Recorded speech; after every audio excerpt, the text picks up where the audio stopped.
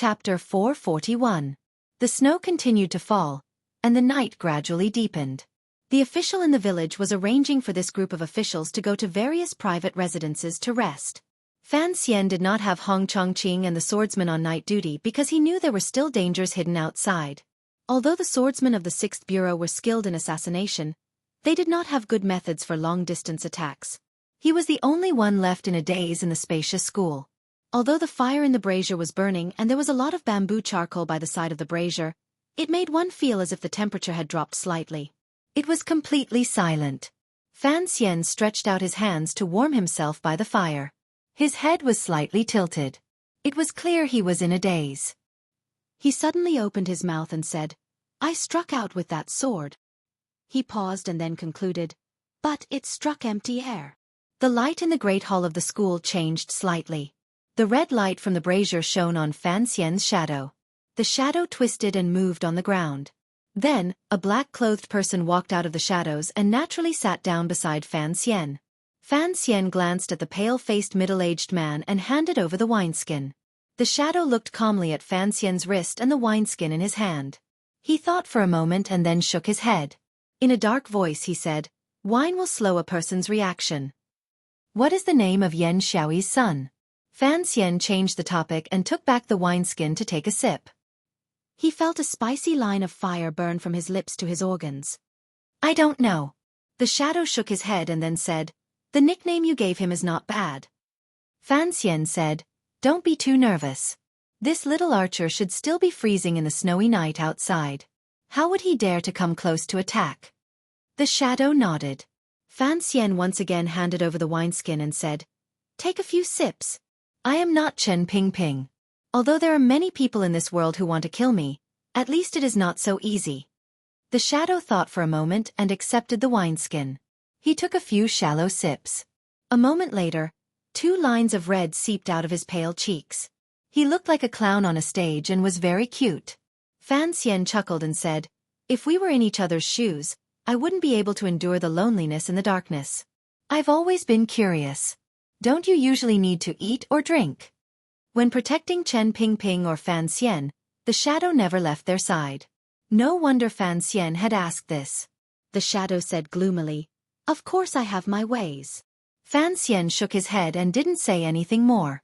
Turning the subject back to his earlier words, he said, "You saw my sword strike empty air." "Yes, sir." There was no emotion in the shadow's voice. 13th Wang is very powerful. Fan Xian was silent. Of course, he knew that Wang Shi was very powerful. Powerful enough that he could approach the school silently in the snowy night without him or the shadow noticing. Powerful enough that he could block in front of Fan Xian like a wandering spirit when the arrow was in the air, making it so that Fan Xian's sword struck empty air. It looked like a simple green banner blocking, but Fan Xian knew the power contained in the black arrow in the snowy night. The more casual Wang Shi appeared, the more it proved his power. "I can't see through him." Fan Xian picked up the metal rod from beside his feet and carelessly scratched it in the fire basin. This 13th Wang is indeed very powerful, but he can endure. Those who can endure must have a great plan. He suddenly raised his brows. "It's not enduring. He doesn't care." Wang Shi's way of talking shows that he doesn't care about many things. He doesn't care about my verbal attacks or my purposeful humiliation. If he was truly sent by Sigurjian, why doesn't he care? Only by not caring can one not care. If a person can't see what they want, then it will be troublesome. What exactly did 13th Wang want? This question gradually weighed on Fan Xian's heart. He didn't like a situation where an outsider suddenly ran in and messed things up. The shadow suddenly opened his mouth and said, "This person should be a member of the Sword Hut, but not just a member of the Sword Hut." Fan Xian didn't really understand, but he trusted the shadow's judgment. The last disciple Sigurjian taught was indeed mysterious and powerful. He sighed and said, "Let's wait until he kills the little archer before we talk." The shadow glanced at him and knew that this was the so-called proof of allegiance. He knew that Fan Xian had borrowed this knife to kill not to see the quality of the knife, but to see the heart of the knife. If 13th Wang really was Sigurjian's attitude and Yan Xiaoyi's son died at his hands, Fan Xian would have a great deal to do. At least, a large crack would appear in the relationship between Xinyang and Dongyi. Other people don't know that 13th Wang is Sigurjian's last disciple, the shadow reminded. Fan Xian calmly explained, if he kills the little archer, I will let everyone in the world know that he is Siga Jian's last disciple. The shadow was silent for a moment. Sir is wise. However, this kind of benefit may not be enough. Fan Xian understood what he meant. Playing Sigu Jian into this would make Dongyi angry. Although Fan Xian and the entire Qing court were used to putting the blame on Siga Jian, that idiot, now that Siga Jian had given a sliver of his sincerity to Fan Xian, it would be a pity if this sliver of sincerity was used to tear apart the relationship between Xinjiang and Dongyi. He glanced at the shadow and faintly said, I'll listen to you on the matters of Dongyi. You're more familiar with them than me. Yes, sir, the shadow slowly said. Also, in the next 5 days, there will be heavy snow. It's perfect for archery attacks. You have to be careful. How far are the Black Knights from us? 10 li. Fan Xian fell silent. In such heavy snow, it was truly troublesome for an archer to follow the carriages from a distance. Fortunately, there were the Black Knights sweeping the surroundings. It was impossible for the other party to mobilize a military group to take the risk. If they wanted to mobilize an army to kill Fan Xian, they would have to kill all of the targets and not leave a trace of evidence to the palace. Even the Qing Kingdom's most valiant army would not have the ability to completely slaughter 500 Black Knights without leaving a few alive. I don't understand.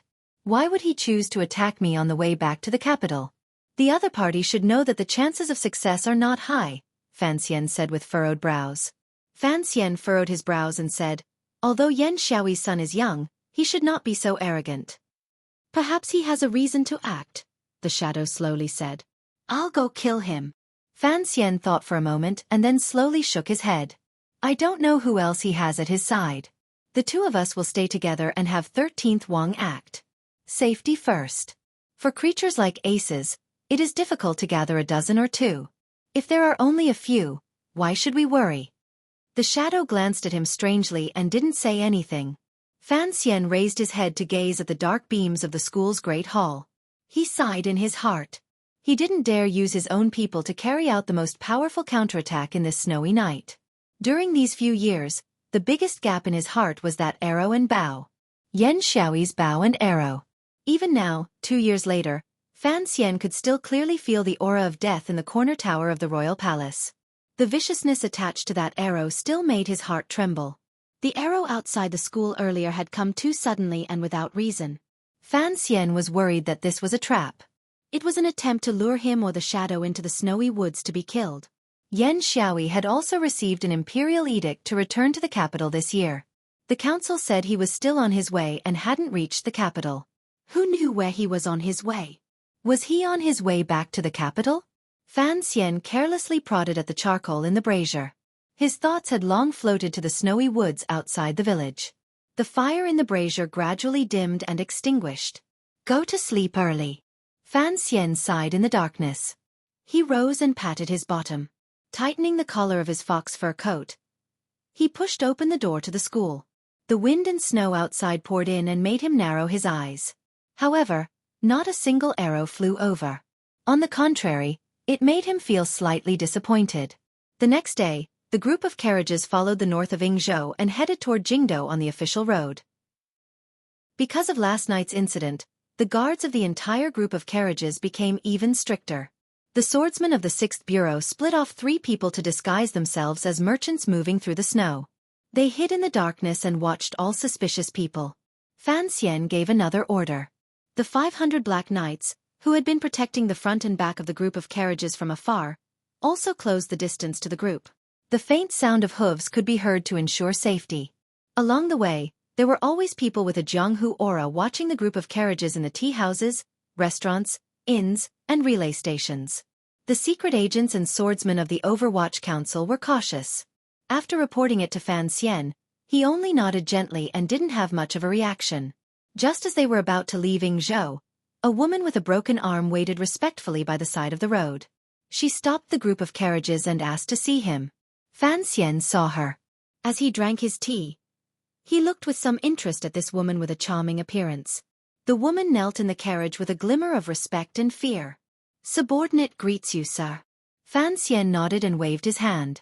Guan Wumei, stand up and speak. Yes. This once famous female bandit in Yingzhou, Xia Qifei's cousin, respectfully stood up. She bent her body so that her head didn't hit the roof of the carriage. "What did you find?"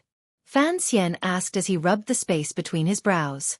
Although the Overwatch Council's intelligence network covered the world, if they wanted to investigate people in the marketplace, it was not as good as the Jiangnan Water Bandits, a gang deeply rooted among the people. Regardless of which received what guest or which carriage sent who, the Jiangnan Water Bandits could find out everything clearly. Guan Wumei reported the situation of the past few days, then said, "We only vaguely found one person with a large bag, but the brothers in the gang were unable to follow him. The day before yesterday, he disappeared from Fujiapo. Looking at the direction he went, he should have gone to the capital." Fan Xian was silent for a moment, thinking that it looked like the little archer was indeed valiant and brave enough to come alone to kill him. After saying a few more words, he had Guan Wumei get off the carriage. The group of carriages began to move forward again. Like the shadow's observation of celestial phenomena, snow continued to fall endlessly in the sky for the next few days. The snowflakes were sometimes large and sometimes small, gradually blinding the eyes and confusing the hearts. Finally, they arrived safely at Weizhou upstream of the Wei River. This was the last province in the south before entering Jingdou. The city was not large, but it was still very prosperous. However, the return date of the court had long been set. Fan Xian's silver chest was still on the Wei River. Under the protection of the Shazhou Navy, he slowly headed toward Jingdou, but he could not delay any longer. Thus, the next day, he left Weizhou. However, he had already revealed his identity. At the same time, he had moved 100 provincial soldiers toward Weizhou.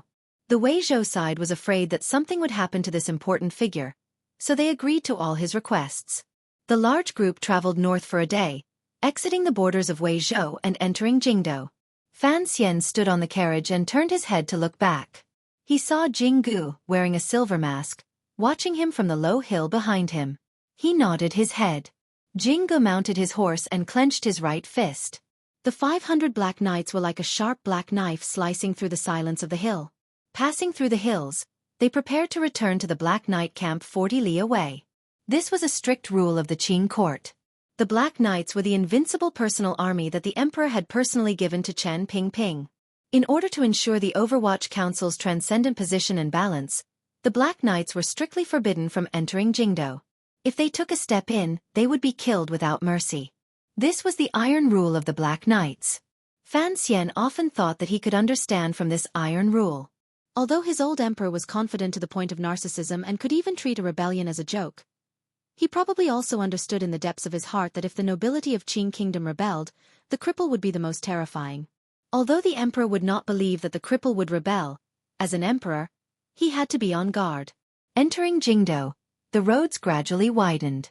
There were fewer mountains and forests, and more people. The wind and snow gradually subsided, and the accumulated snow gradually melted. The wet mud wrapped around the hooves of the horses, making it difficult for the entire group of carriages to move forward. However, the hearts of the people of the Overwatch Council had already relaxed. Around Jingdou, no one dared to carry out an assassination in broad daylight. Although Fan Xian was a careful and cautious person, he was not an exception. Ever since the founding of Qing Kingdom, even if ambitious people occasionally appeared in the military, no one dared to make trouble near Jingdou. A small mountain valley appeared in front of him. The white snow pressed down on the precious evergreen forest, making the tree branches creak and turn into dragons of ice.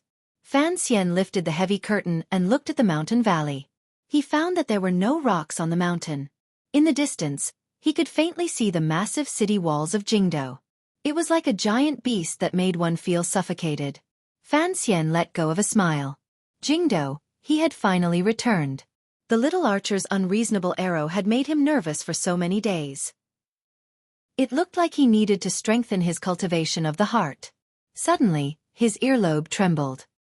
He heard the sound of a sharp blade stabbing into flesh in the forest in front of him. It was the sound of the shadow acting. Then, he heard the sound of a crossbow moving. Fan Xian let out a sharp whistle and stretched out his hand to grab the driver in front of him. All of the carriages in the group of carriages came to a sudden stop with this sharp whistle. From the top of the short mountain, a giant crossbow bolt broke through the air. Carrying with it the sound of wind and thunder, it shot toward the carriage Fan Xian was in. The driver in front of the carriage gave a wild cry and broke free of Fan Xian's hand, blocking in front of Fan Xian. Although Fan Xian's reaction was fast, the crossbow bolt, about the length of a man's arm, still pierced viciously into the driver's abdomen. Blood and internal organs sprayed out, painting the walls of the carriage. The crossbow bolt broke through the body and nailed the driver's body to Fan Xian's side. Fan Xian's expression was dark. He slapped the wall. With a crack, a wooden board quickly fell from behind the curtain of the carriage, sealing the entire carriage. Immediately after, he heard the terrifying and suffocating sound of crossbow bolts ring out in the mountain valley. If you want to know what happened next, please log on to www.cmfu.com. There are more chapters. Support the author. Support original reading. Chapter 442.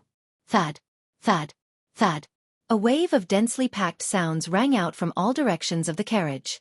It was the sound of crossbow bolts hitting the walls of the carriage. It was also a soul-stirring music. In that instant, an unknown number of crossbow bolts shot toward the carriage Fan Xian was in. In particular, the bolt from the terrifying crossbow hidden among them carried an incomparable force as it pierced directly into the carriage. With a bang, the black carriage bounced helplessly. The shaft of the carriage had been shattered by the power of the crossbow bolt. It bounced a little among the rubble. It looked like a frog waiting to be slaughtered. However, the carriage did not split into pieces. Fan Xian lowered his body and lay on the floor of the carriage. He forcefully circulated the zhenqi in his body and neutralized the powerful impact. Looking at the large hole under the body of the coachman beside him, he couldn't help feeling shocked. The power of this kind of giant crossbow bolt was too powerful. It had actually shot a hole through the floor of his carriage, revealing the mountain rocks and snow below. Fan Xian knew how sturdy the Overwatch Council's special carriages were.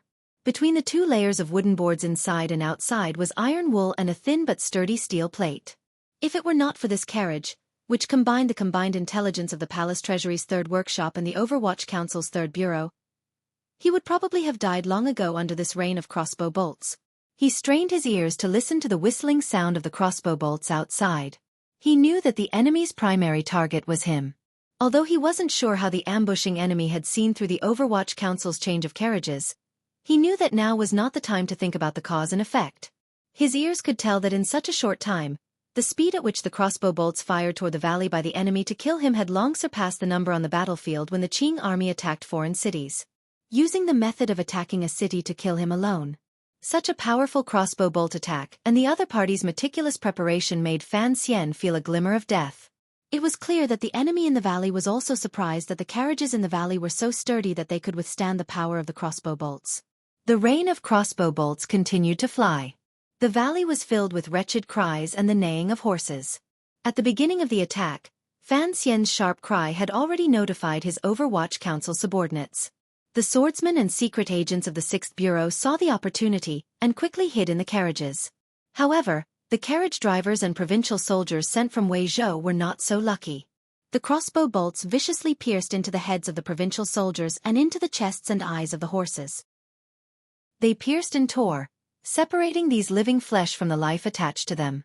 There was no way to dodge. More than half of the 100 or so provincial soldiers were killed by the first volley of arrows, while the horses neighed miserably and fell into the snow. Fresh blood dyed the black snow in the valley. It was a tragic sight to behold. There were corpses everywhere. Arrows everywhere. Blood everywhere. Death everywhere. The carriages became the Overwatch Council's last fortress. Wretchedly and pitifully persisted in the rain of crossbow bolts. They were like a boat in the ocean that could be swallowed at any moment by a huge wave. In just a moment, countless black crossbow bolts had been shot into the carriages. The crossbow bolts penetrated deep into the walls and into the steel plates, but they did not fall. The carriages in the valley looked like a coffin box that had suddenly grown countless nether moldy hairs. The teeth-numbing sound of crossbow bolts being knocked came from the mountain forest, accompanied by the low sound of heavy breathing. With a whoosh, the terrifying crossbow bolts shot out again. This time, they were not only aimed at the carriage Fan Xian was in. 2 more bolts were also aimed at the carriage in front. The crossbow bolts stabbed viciously into the black carriage. With a loud bang, the carriage jumped up again and then miserably flipped to the left. What kind of power was this? Fan Xian hid in the carriage and felt everything around him turn upside down in an instant. A powerful tremor threw him off the bottom of the carriage. Out of the corner of his eye, he could see diagonally above him. A sharp metal crossbow bolt had already pierced through the wall of the carriage. Sinisterly and terrifyingly, it was only half a foot away from his chest. That was close. Fan Xian looked at the crossbow bolt made entirely of metal and the wood shavings and metal shards it carried out. He knew the carriage wouldn't be able to hold out for long. The carriage couldn't be too heavy, so when it was designed, only a thin layer of steel was sandwiched between the 2 layers of wooden planks. After all, the strange people of the Third Bureau would never have thought that the enemy would use the city's defensive crossbows during an ambush. Fan Xian knew he couldn't sit and wait for death. He hurriedly breathed in 2 mouthfuls of slightly sweet air. Taking advantage of the moment the carriage flipped, his entire body had already crawled out through the hole in the bottom of the carriage. It was clear that the assassin in the valley hadn't expected Fan Xian to find a way out that wasn't within his calculations, so his reaction was a moment too slow. It was at this moment that Fan Xian's toes touched the ground. He didn't dare to stop. Forcefully turning his body, he drew a few strange lines on the empty ground in the valley and charged toward the forest on the other side of the valley in a zigzag pattern. Whoosh, whoosh, whoosh, whoosh. A dozen slender but sharp crossbow bolts shot viciously into the place where Fan Xian had been earlier. They shot into the bottom of the overturned carriage and into the mud and snow at the bottom of the valley. The danger hadn't been resolved yet. Fan Xian let out a sharp whistle and his entire body flew into the air. He slapped a rock on the ground with one hand and narrowly avoided the second wave of crossbow bolts. The rock shattered. He disappeared. The crossbow bolts missed. Fan Xian swept into the forest. With a flip of his hand, he tied the white fox fur he wore on his left leg. He took out a pill and swallowed it. He then took off his black official robes and wore them inside out. With one hand, he pulled out a slender black dagger from his boot. With the other hand, he gripped the hilt of the sword at his waist. Like a ghost, he disappeared into the forest. Before he disappeared, he once again let out a sharp whistle. However, he didn't turn his head toward the valley and glance at his trusted subordinates who were in imminent danger. A number of Overwatch Council officials had already died. These people had all died in that moment earlier. When Fan Xian's carriage had been knocked over by the crossbow bolts, these subordinates were worried about his safety. Disregarding the order Fan Xian had sent earlier with his whistle, they forcefully opened the carriage doors and used the crossbow bolts they carried with them to shoot into the valley. They tried to buy some time to catch their breath and rushed to the side of Fan Xian's carriage. However, the Overwatch Council officials used hand crossbows. It was clear that their range was not as long as the crossbows of the people in the forest. Although the swordsmen of the 6th Bureau had been trained to be like killing gods in the night, faced with such a sudden rain of crossbows, they still had no chance to retaliate. In just an instant, the crossbow bolts had turned the Overwatch Council official who had just opened the carriage door into a porcupine. The official's eyes were not closed. The fastest person was only able to get 6 steps closer to Fan Xian's carriage before he was nailed to the ground by 3 crossbow bolts. Fan Xian saw this scene, but his expression became even calmer. There was a glimmer of pale white coldness in the calmness. Only calmness could he counterattack effectively. Counterattack. When he came out of the carriage, he swayed 3 times in a row. However, a crossbow bolt still struck his left thigh. Although it only grazed the skin, it still hurt like fire. The fox fur coat was a bit soft. It tied around the wound on his thigh and was very suitable. Perfect for a counterattack. There were snowy forests on both sides of the valley. The sound that had made Fan Xian's ears twitch earlier was the shadow's warning. He knew that the shadow was in that mountain forest, so he chose the opposite direction. He trusted in the shadow's strength. No matter how many people were in that mountain forest, the shadow could make those crossbowmen die or sink into the shadow of death. Fan Xian had to personally deal with the mountain forest on this side. Such a dense rain of crossbows had to stop. Otherwise, everyone in the valley would die. As long as the rain of crossbows stopped, it would give the Overwatch Council secret agents in the carriage a chance to escape into the mountain forest. Fan Xian believed that the men of the 6th Bureau would certainly use the black swords in their hands to reap the lives of these assassins. Reap them cleanly without leaving a single one. A few hurried whistles rang out from the snowy forest. It was clear that the enemy had already discovered that Fan Xian had escaped into the snowy forest. They were moving people in an attempt to carry out the final attack. No one dared to underestimate a commissioner of the Overwatch Council, a 9th-level ace. Thus, the whistles that were used to convey orders were rather frantic. At this moment, the number of crossbow bolts shooting into the valley had decreased. The people who were shooting at the carriage knew that their target was Fan Xian. If Fan Xian did not die, then all of them would die. Although there were fewer crossbow bolts, they still maintained sufficient density and power to force the Overwatch Council swordsmen to stay in the carriage. The search and killing continued.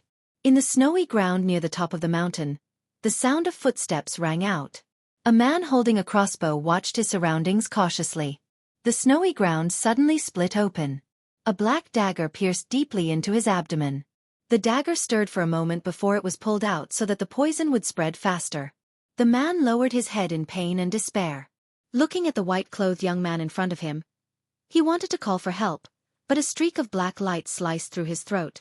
Fresh blood sprayed out. He clutched his throat and knelt on the snowy ground. His right hand dug weakly and the crossbow bolt in his hand shot toward the snowy ground beside his knees. The powerful rebound made his dying body jump.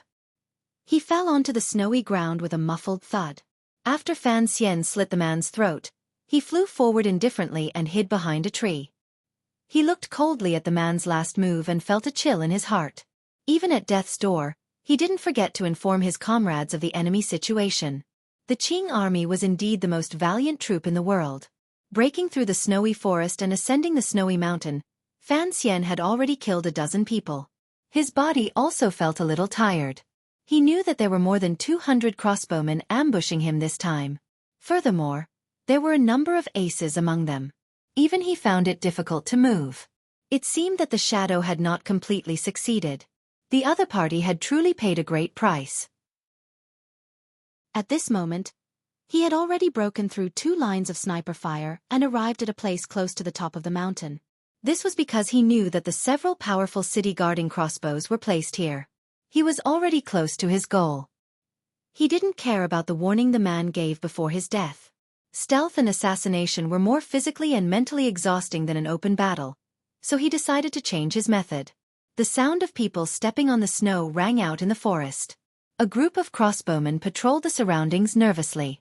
Half of the crossbowmen had been sent to kill Fan Xian. A portion was suppressing the carriages in the valley. No one had thought that Fan Xian would be able to break through 2 lines of defense without a sound and come to the top of the mountain. Not many people in this world knew that Fan Xian had learned from a young age to assassinate and to prevent being assassinated. This kind of stealth instinct had already entered his blood. The snow flew again. It was as if a line of snow had suddenly appeared on the ground. A snowy shadow flashed out from behind a tree. Taking advantage of the snowflakes falling from the trees, it transformed into a straight line and charged forward. What a fast speed! These crossbowmen only saw a blur in front of their eyes and felt a wave of coldness. The crossbow bolts in their hands shot out randomly in their nervousness. Thud! Thud! Thud! Fan Xian swept out amidst the criss-crossing crossbow bolts that hid danger. The black, slender dagger in his left hand slid across the crossbowmen's throats. His right hand flipped and pulled out the long sword on his back, directly chopping forward. His left hand was delicate and gentle. His right was tyrannical.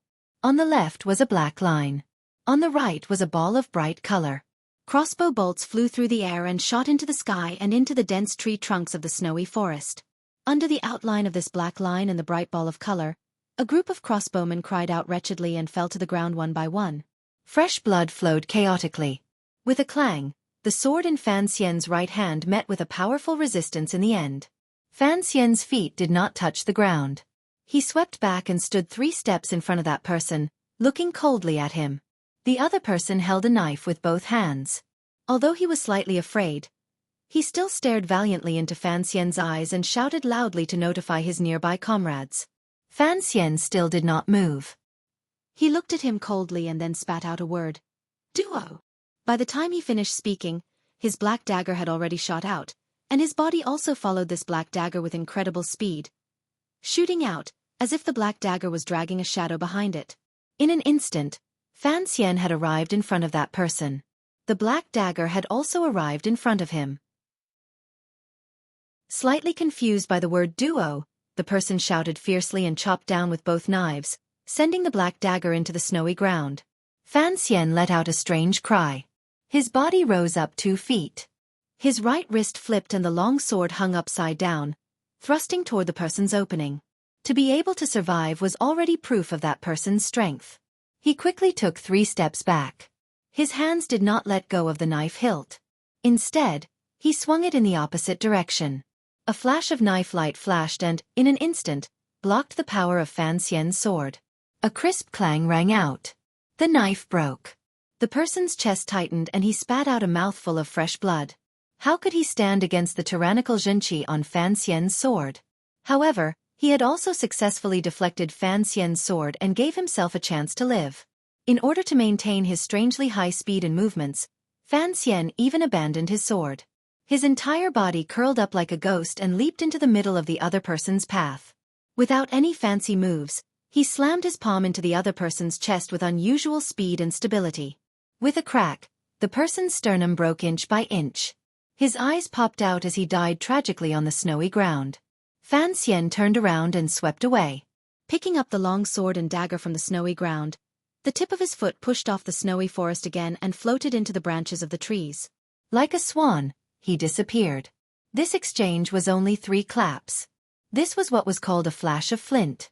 Fan Xian looked at the 3 strong crossbows at the bottom of the forest and couldn't help but feel a chill in his heart. As expected, they were city-guarding crossbows. Countless doubts and unease involuntarily rose in his heart. However, he was still trapped in the valley. He couldn't think about too many things. The strangely shaped and terrifying city-guarding crossbows were installed at the top of the mountain. Below them, there was a wooden tray and metal pivot to control them.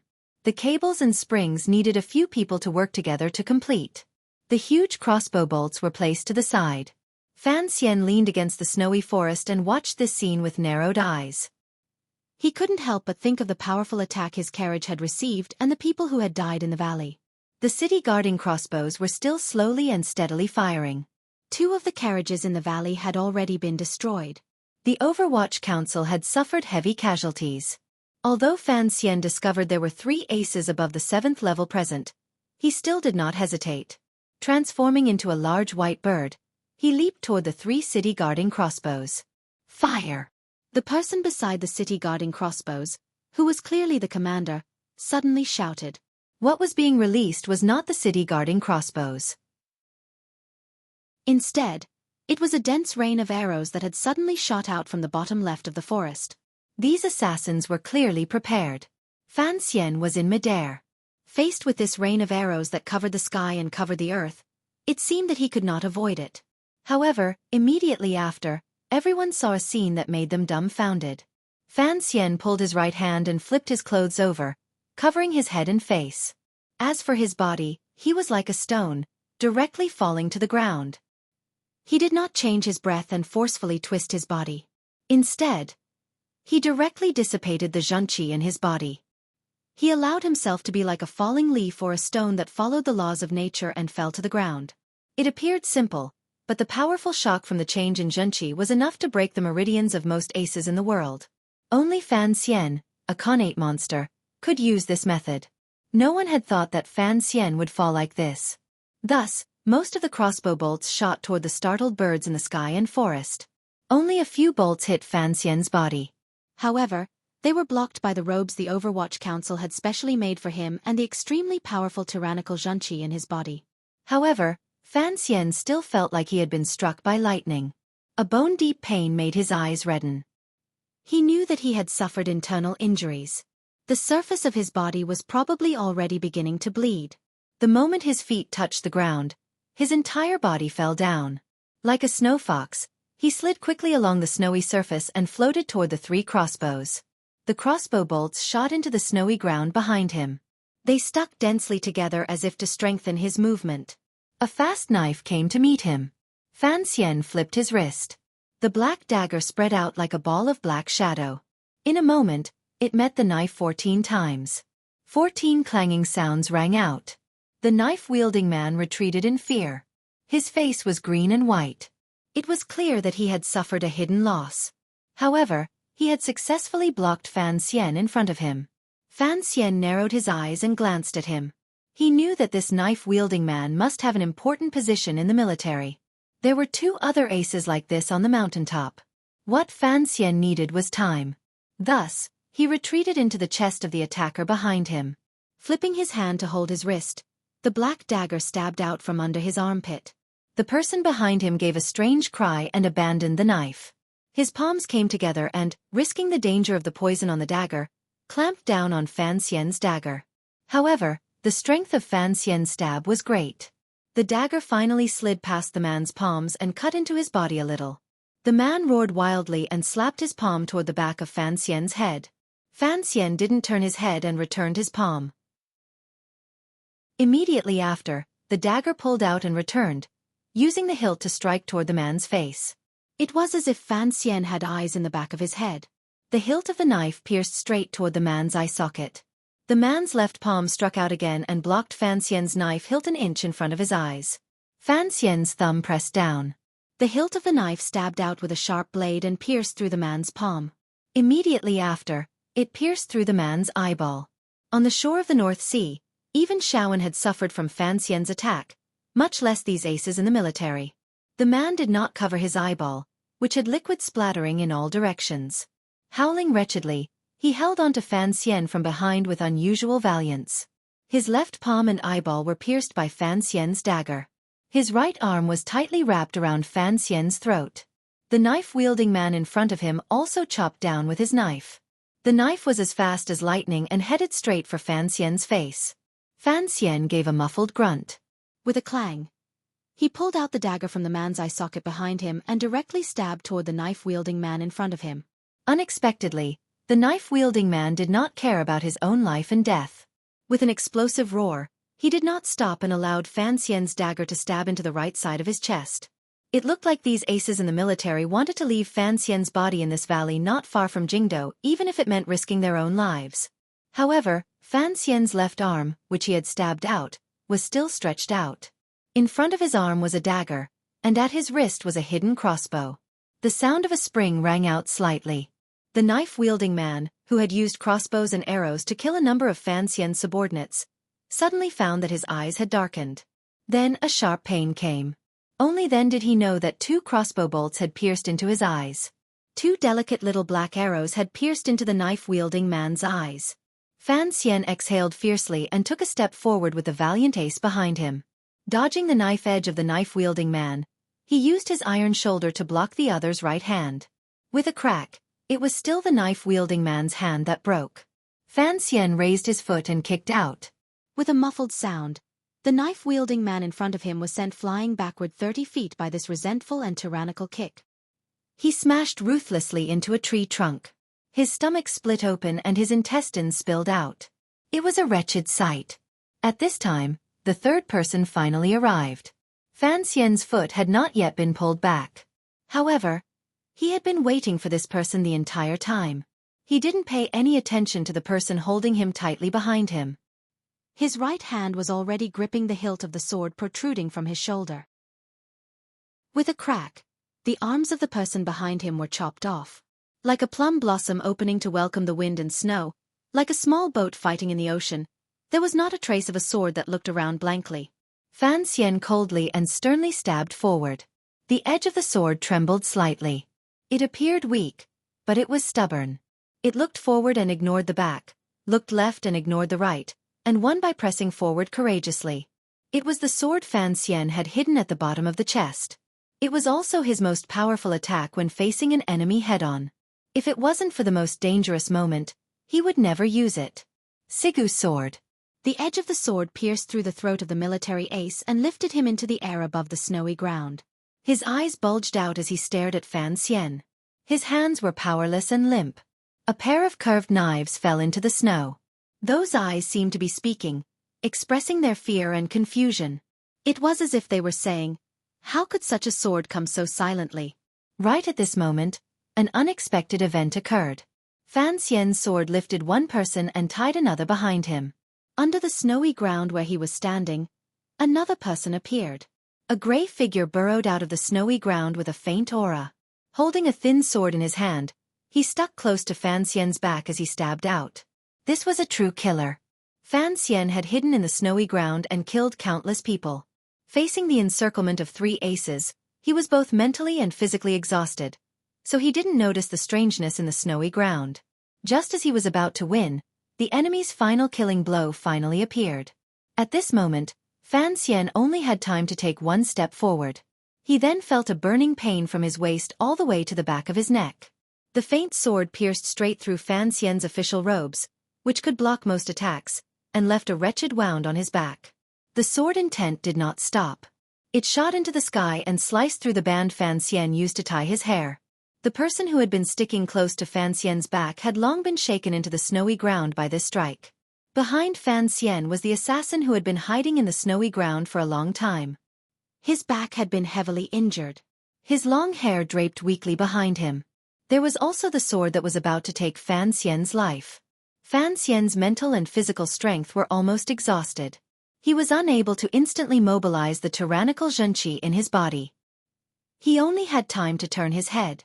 Looking back, the scattered enemy's jet-black hair flew out and weakly hit the last assassin's cheek. Where it landed, a thin needle was stuck into the temple by the side of the assassin's face.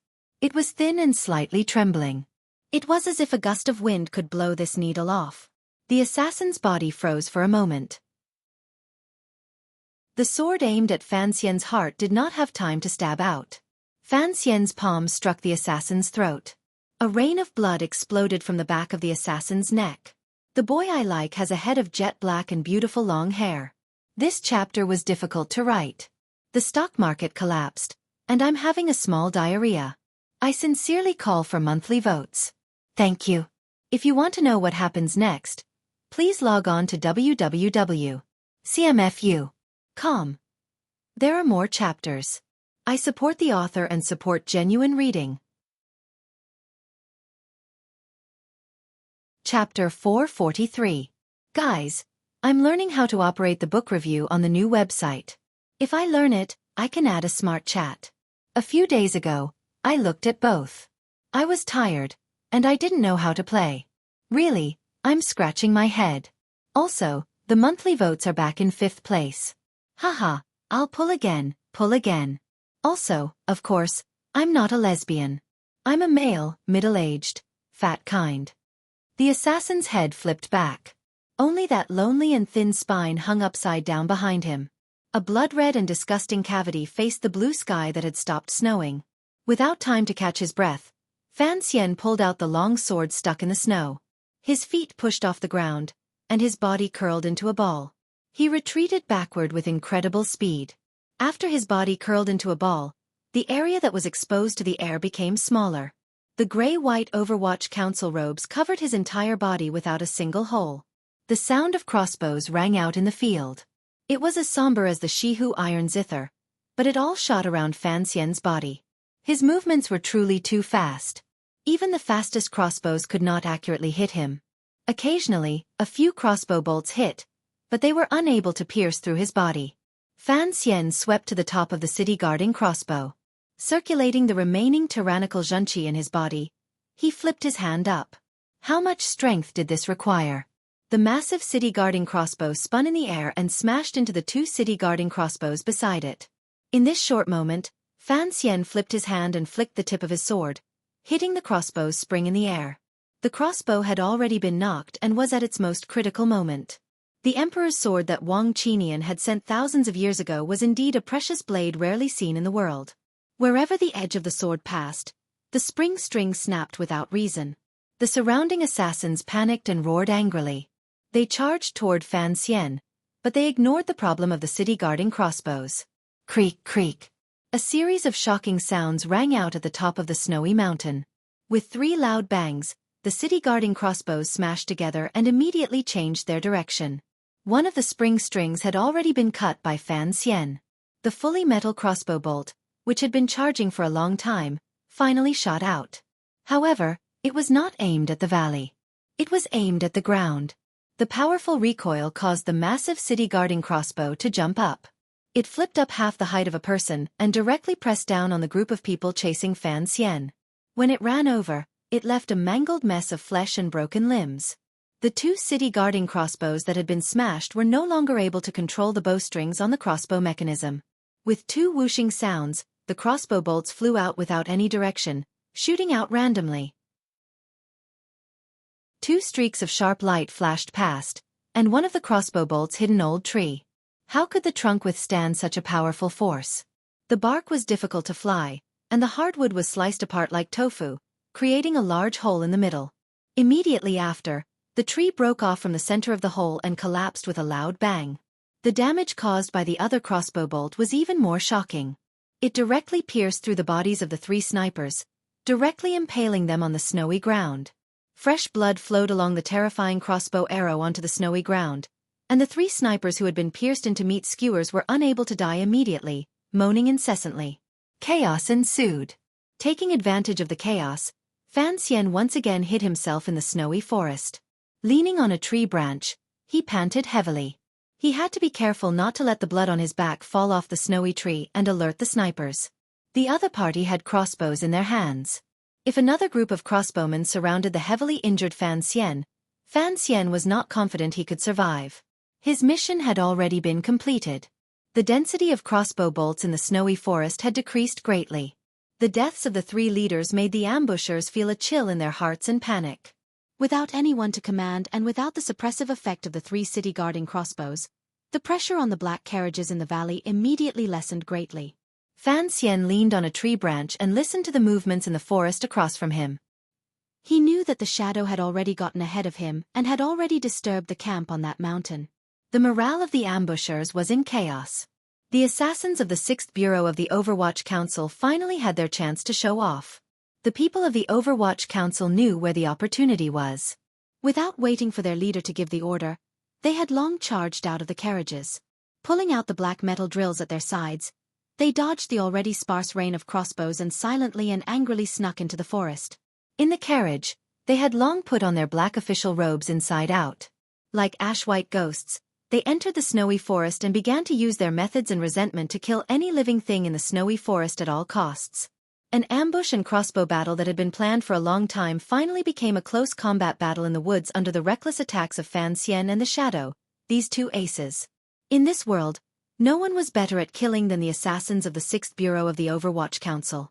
Even the most powerful Qing army in the world was no match for the 6th Bureau in a close combat battle in the dense forest. Listening to the strange silence in the snowy forest, the occasional sound of crossbows, the occasional sound of breaking snow, the occasional sound of metal drills entering the abdomen, and the occasional wretched cry, Fan Xian knew that his subordinates already held an absolute advantage. The revenge killing was being carried out methodically. After the 200 crossbowmen who had ambushed the Overwatch Council had caused heavy casualties, they had no chance of survival. His heart, which had been tense all this time, finally relaxed. There were no survivors. Just as Fan Xian had predicted, the swordsmen of the 6th Bureau were ruthless and did not leave a single survivor. Of course, this was not just because the 6th Bureau was ruthless. When the battle was about to end, the remaining 20 crossbowmen committed suicide in unison. Fan Xian stood on the snowy ground and looked coldly at the 20 bodies on the ground. Looking at the faces of these bodies, he found that there was no sorrow or fear on their faces. There was only determination and loyalty. The Qing army was indeed the most powerful martial force in the world. If this kind of discipline and valiance were placed on the battlefield, it would be a terrifying power. Of the 30 or so Overwatch Council officials in the black carriage in the valley, only 20 or so were able to enter the snowy forest alive. Just these 20 people had killed over 100 crossbowmen. In the woods on either side of the snowy valley, behind the dark rocks and under the trees, there should still be a number of bodies whose blood had already frozen. Fan Xian's state of mind was agitated. He coughed and coughed up some blood. Slowly turning around, he looked at the bloody person on the ground. This person was covered in blood. One of his eyeballs had been pierced by a dagger. It was as ugly as a deflated wineskin. Both of his arms had been neatly chopped off. There was a bloody hole in his left hand, and his right hand had been broken by the tyrannical Xueqi. This was one of the 3 aces earlier. He had attacked Fan Xian from behind and had fearlessly held onto Fan Xian as he died. Unexpectedly, in the end, he had become the only survivor among the assassins. Fan Xian walked to this person's side and slowly raised his foot. Stepping on this person's face, He woke him up. The bloody person slowly woke up. His soulless gaze swept in all directions. He saw the Overwatch Council secret agents around Fan Xian and the bodies of his brothers scattered in the woods. After a wave of grief, he became determined. Suddenly, a pitiful expression shot out of his eyes. Enduring the pain, he said in a trembling voice, "Sir, don't kill me. I'm willing to do anything." It was a teeth-closing sound. Fan Xian's hand moved like lightning. He inserted his finger into the person's mouth and pulled forcefully. The person's jaw was pulled off by a bloody chunk. It could no longer be closed. Even a few teeth fell out. Fan Xian stretched out his hand and wiped away the blood on it in the snow beside him. "Don't think about killing yourself. You're still useful to me. Now that you don't even have a hand and can't close your mouth, how can you prove your loyalty with death? Help him stop the bleeding and keep him alive," Fan Xian ordered the subordinate beside him. He then slowly walked toward the snowy valley at the foot of the mountain. As he walked, he coughed up blood.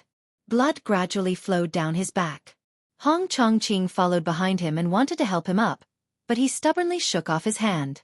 Hong Chongqing's luck was not bad. He had not died under the rain of crossbows. He had only suffered a light injury to his left arm. However, the other people of the Overwatch Council were not so lucky. Of the 30 or so trusted aides who had followed Fan Xian back to the capital, half of them were dead. Those who were alive were all injured and weak. As they walked toward the valley, the Overwatch Council officials along the way bowed slightly in greeting. This was respect for the commissioner from the bottom of their hearts. Everyone knew that if the commissioner had not fearlessly launched a sneak attack, the people of the Overwatch Council would probably all have died in this valley. The Overwatch Council officials gradually gathered behind Fan Xian. Dragging the only survivor, they returned to the valley beside the broken carriages. Fan Xian crouched beside his overturned carriage. His fingers pulled at the shattered shaft. Occasionally, he glanced at the dead driver in the carriage. His expression was calm. No one knew what he was thinking. He had also refused the Overwatch Council subordinates' request to treat his wounds. Why? Why was all of this? The valley was filled with provincial soldiers' corpses. Which faction was so daring to carry out an ambush in a valley so close to Jingdo? Who had the power to mobilize so many aces from the military and even move the city-guarding crossbows? The city-guarding crossbows were the second point of suspicion in this attack. The assassin needed time to set up the crossbows and needed to make a lot of noise. Why did the Jingdo garrison responsible for the safety of the Jingdo countryside not sense anything at all? What chilled Fan Xian the most was how the other party was able to calculate the time of his return to the capital so accurately. From Yingzhou to Weizhou, he had purposely set up a diversion and had the Jiangnan water bandits send out fake news. Then he had gone straight in. If they wanted to assassinate him, these soldiers would not have dared to lie in ambush near Jingdo for too long. How could they have calculated the time so accurately? Even more terrifying was that although he was close to Jingdo, Fan Xian did not let down his guard. He had sent out spies from a distance of 3 li. Why was the initial report from the spies that everything was normal? Did the spies not notice the abnormality in the valley? Until the shadow beat him to the warning, countless questions surged into Fan Xian's mind, particularly in one area, which made his entire body cold. The situation today was completely different from the one in the Hanging Temple. Today's situation was a dead end. The other party had used such great power and meticulous preparation. Without question, it was to kill him. If it was the eldest princess who incited Yan Xiaoyi to act, then a great change must have already happened in Jingdo for the other party to be so unbridled and dare to look down on the emperor. However, if there was truly chaos in Jingdo, even if the palace could not send out news, what about you? Fan Xian thought darkly. But what about you? Even if everyone in the world was frozen, you must have a way to notify me. This was a mutually contradictory proposition. If there was no great chaos in Jingdo, then it could not explain why the eldest princess and Yan Xiaoyi dared to do such a thing. If Jingdo was truly in chaos, why did he not receive a warning? My lord, it's time to make a decision. A member of the Qinian unit, whose face was covered in dried blood, spoke quietly by Fan Xian's ear. The member of the Qinian unit had been with Fan Xian the longest, so his words were more direct. In a heavy voice he said, "Should we retreat to Weizhou and first make contact with Jingdo, or should we directly enter Jingdo?" Fan Xian was silent. He glanced at his heavily injured subordinates around him and knew he had to make a decision immediately. If the capital really was in chaos, returning to the capital would be suicide. He was silent for a long time. Suddenly, he raised his head and looked at the faintly visible outline of Jingdo outside the valley. Coldly and valiantly he said, "Send out the signal for fireworks." Yes. A flaming arrow rushed into the sky from the snowy valley, carrying a shocking roar, carrying dazzling radiance, completely covering this great snowy sky and the dim sun. This was the Overwatch Council's distress signal. The entire Qing Kingdom's military and the Overwatch Council used this signal. Thus, Fan Xian was not sure whether the people who would be coming into the valley to receive him would be from the military or the Overwatch Council. He hoped it was the former. After an indeterminable amount of time, the urgent sound of horse hooves came from outside the valley. Horses neighed repeatedly. In the blink of an eye, a group of about 200 riders rode into the valley. These riders wore bright armor and held swords and spears at their sides. They were very solemn, but they didn't even have time to raise their banners. In Fan Xian's eyes, not raising a banner was even more strange. Having just experienced a bloody assassination, he didn't trust anyone. The leader was a middle-aged man of about 30. His expression was solemn, and a short beard fluttered below his chin. At his waist was a sword. However, there was a glimmer of confusion in his solemn expression. When he saw the corpses and horse corpses all over the mountain and valley, the overturned carriages everywhere, and the crossbow bolts embedded in the cracks of the rocks, other than confusion, there was boundless shock and hidden anger in this general's solemn expression. The general clenched his right fist and swung it up. In a loud voice he shouted, "On guard!" The 200 riders behind him immediately became alert and watched everything in the valley. The person's expression was dark as he rode into the valley. He rode directly to Fan Xian's side, who was sitting by the carriage. Very confidently, he flipped off the horse. Holding the long sword in his hand, he asked in a heavy voice, "Are you okay?" Fan Xian coughed and looked at him. "What do you think? Who did this?" The general's face was full of murderous intent as he spoke through gritted teeth. Fan Xian lowered his head and suddenly said, "I didn't think that the person who came would be you. Is there no other general in the Jingdo garrison? To have disturbed you, the commander, to come and save people." The person who came was the second son of the Qin family, the present commander of the Jingdo garrison, and the most popular military figure in the court, Qin Heng. Qin Heng saw that Fan Xian was alive and could still speak. He knew that the enemies had certainly been purged. Only then did he relax and sigh. The Overwatch Council's first-level request for help. "Everyone in Jingdo knows you're about to return. Of course, they guessed it was you. I was scared to death. How could I not come?" He lowered his voice and self-mockingly said, "If you died, who knows how many people in the Jingdo garrison would be buried with you?" In reality, the moment he saw Qin Heng enter the valley, Fan Xian had relaxed. Since the Qin family still controlled the power of the Jingdo garrison, it meant that the emperor still controlled the Jingdo army. There shouldn't be any trouble in Jingdo. He still asked, "Is Jingdo all right?" Qin Heng understood what he was worried about. He shook his head and said, "Everything is calm." Fan Xian lowered his head and said, "Then, that is truly strange." Qin Heng also understood what he meant. If everything was calm in Jingdo, who would risk the emperor's anger to assassinate a dragon? Fan Xian briefly recounted the day's events to Qin Heng. Qin Heng listened with incomparable fear. He furrowed his brows and said, "These people truly have wild ambitions and do not die." Fan Xian suddenly looked at him and asked, "You are in charge of the Jingdo garrison. For such a powerful army to be buried in this valley so close to Jingdo, how do you explain this?" Unable to explain, Qin Heng straightforwardly said, "This is our problem." Fan Xian nodded. Qin Heng said, "Go back, your injury needs to be treated." He then sighed and said, "These people were very ruthless." "Have all your subordinates died?" "No." Fan Xian coughed and smiled slightly. "My subordinates are all waiting for you."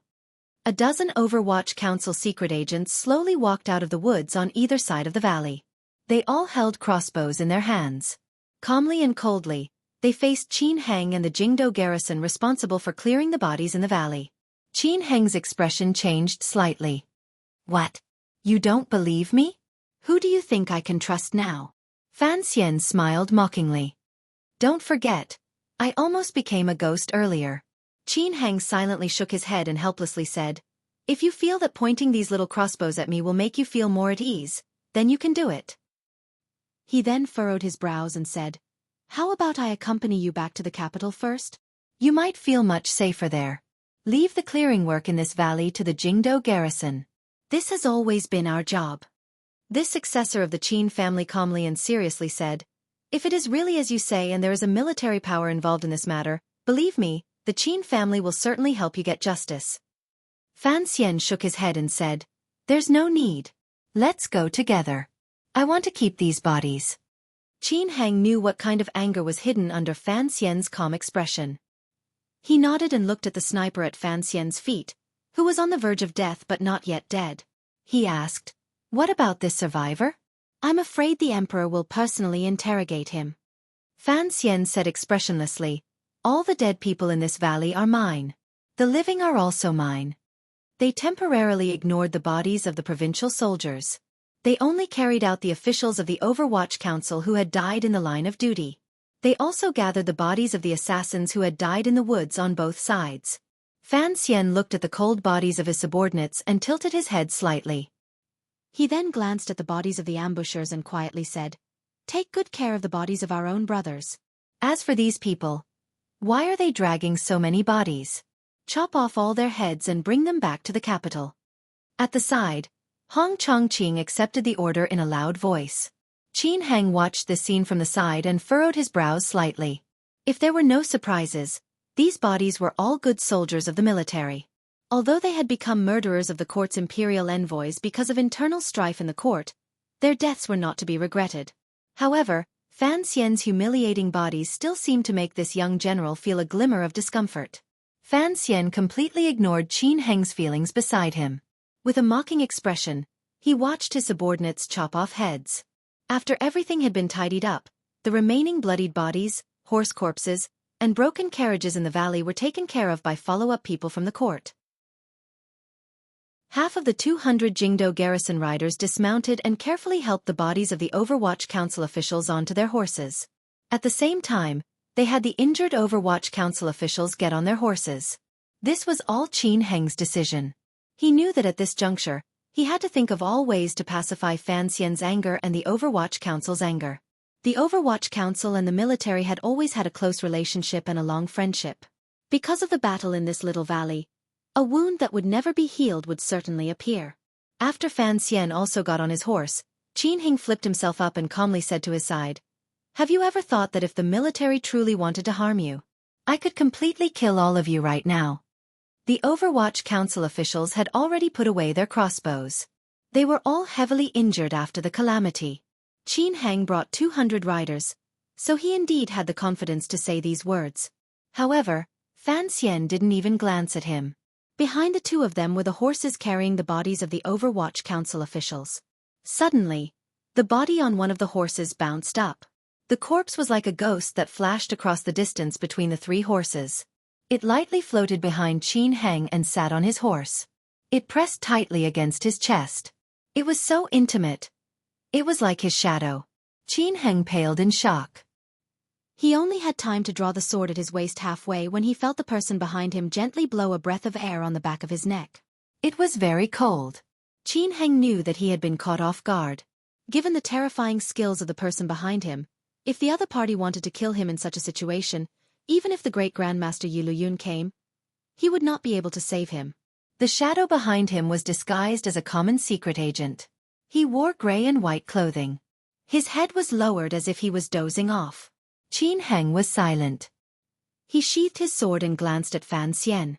Fan Xian didn't look at him. He only narrowed his eyes and looked at Jingdo in the distance. If you want to know what happened after, please log on to www.cmfu.com. There are more chapters. Support the author. Support the original reading. Chapter 444. It was pitch black on the other side of the city gate. It was cold and cheerless on the other side of the city gate. The city gate had long been cleared out. The people of Jingdo were blocked outside the cordon.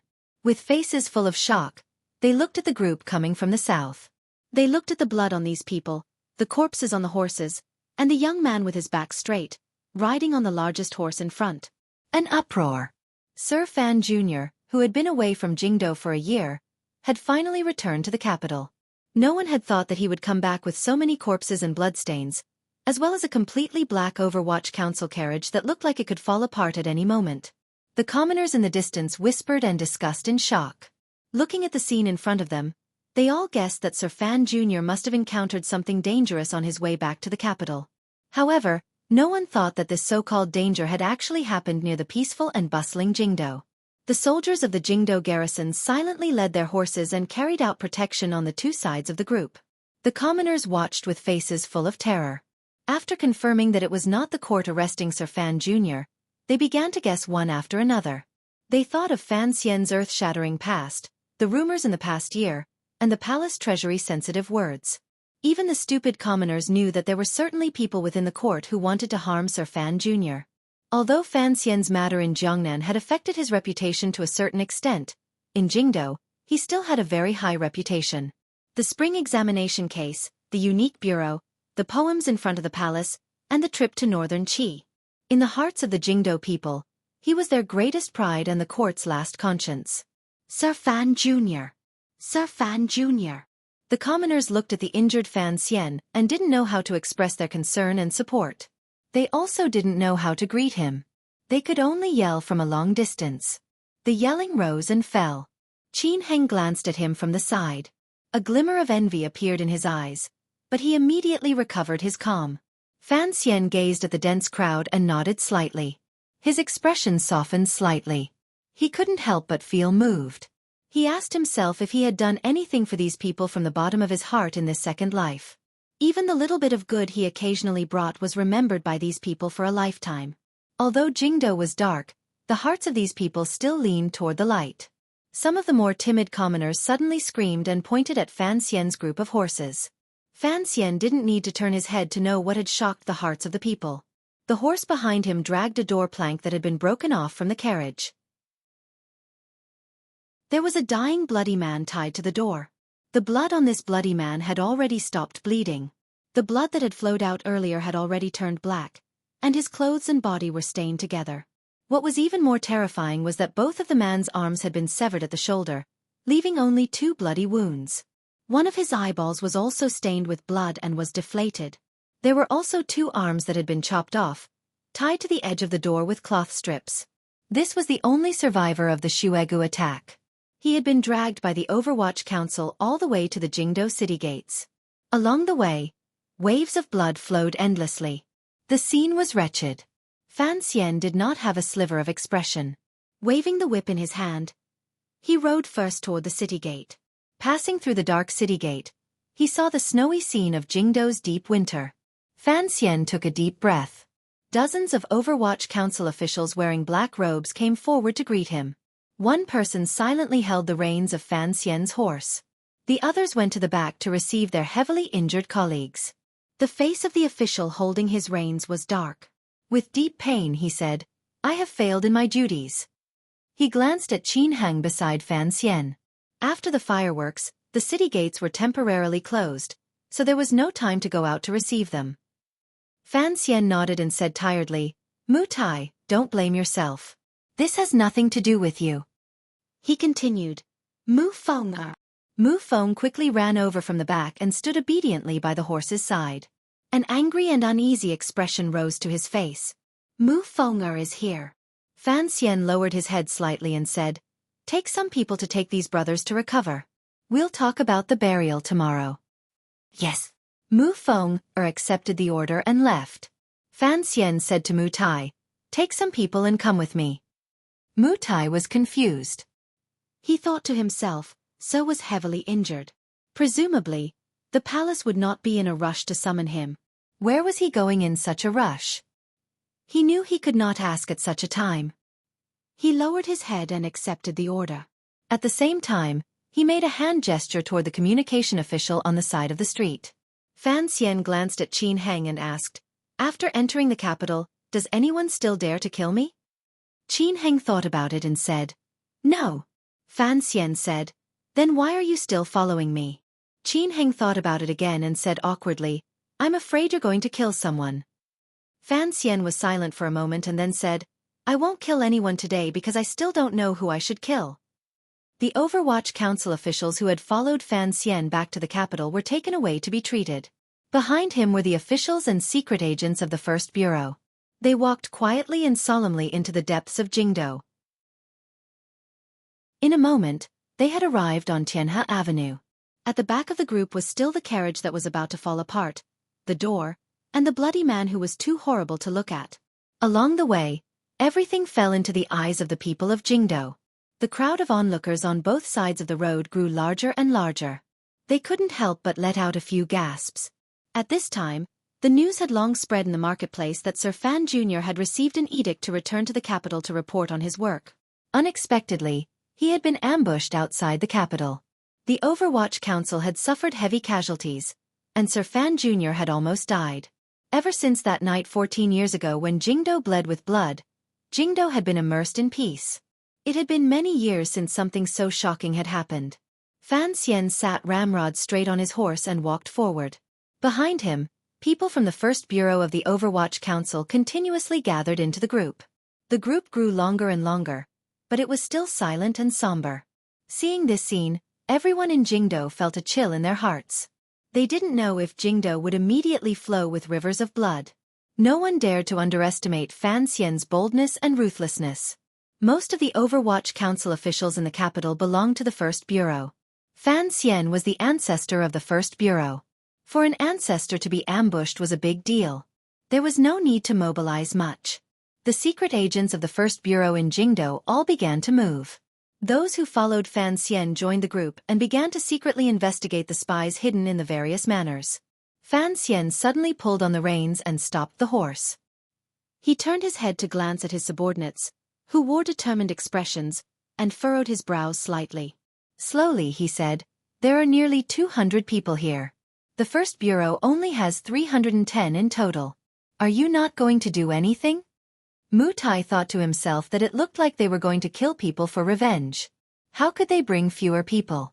To openly kill people in Jingdo, no matter how much reason there was, they would probably be brutally suppressed in the end. Today, the First Bureau had bet all of their lives on Fan Xian. He gritted his teeth and replied, We will all listen to your arrangements. Fan Xian closed his eyes and thought for a moment. Don't let any more people come. I'm not going to kill people. Qin Heng, who had been following close to him, heard these words and his heart trembled. Then, the group of people continued to move. Under the shocked gazes of the Jingdo people, they followed the normally quiet Tianhe Avenue and the flowing water on both sides of the road slowly toward the royal palace in the distance. Yan Bingyun stood at the window and looked through the glass at the road below. He looked at the murderous but silent group on the road. The crowd of spectators had already been dispersed by the bailiffs of the Jingdo government. Tianhe Avenue became more and more lonely. He looked at the person riding at the very front and sighed slightly. A subordinate knocked on the door and entered. He knelt on the ground and reported, I've already sent someone to notify Chen Garden. The security has been raised to the highest level. The 6th Bureau has been fully activated and is already controlling the streets near the Bureau of Military Affairs. Have the 2nd Bureau put aside the unimportant work at hand, and put all their efforts into investigating the ambush in the valley. Yan Bingyun didn't turn his head. He only looked at Fan Xian on the road. The subordinate accepted the order and raised his head to ask, The commissioner is heading that way. Do you want to come to his aid? Yan Bingyun thought for a moment and then said, Make preparations. If he actually makes a move. His expression changed slightly. Shortly after he smiled bitterly and said, Don't worry, he won't make a move. He can endure it better than us. The subordinate raised his head in shock and looked at Yan Bingyun. He wondered how Sir Yan Jr. could be so calm when the commissioner was attacked. How could he not rush out of the hospital to welcome the commissioner or stop the commissioner? Between the royal palace and the grey-black Overwatch Council, there was another building. There was a dragon coiling above and a stone lion guarding the door below. The yamen was wide open with stone steps at the bottom. It appeared indescribably mighty. Fan Xian silently rode his horse toward that building. The door he was dragging behind him bumped against the stone ridge at the end of Tianhe Avenue and finally broke apart. The bloody man's feet were still tied to the ponytail. He bounced on the ground and was dragged again. However, the pair of broken arms fell to the ground. An Overwatch Council official had long picked up the pair of broken arms. The bloody man was jolted awake and made a painful moan. However, half of his chin was already broken. He was also in a half-unconscious state and could not speak. This person was dragged along the ground by Fan Xian's horse. Blood once again spurted out and dragged out a long line on the snowy ground. A line of blood. At the end of the line of blood was that building. Fan Xian narrowed his eyes and looked at the yamen on the stone steps. He looked at the indescribably mighty stone lions on either side of the stone steps and sighed in his heart. In the past, when he was in Jingdo, he had purposely put some distance between himself and this place because of the emperor's pressure and his own self-reflection. Counting up until now, this was actually his first time here. This was the center of the Qing military. Back then it was the Ministry of War. Later, under the new policy, it was renamed the Ministry of Military Affairs.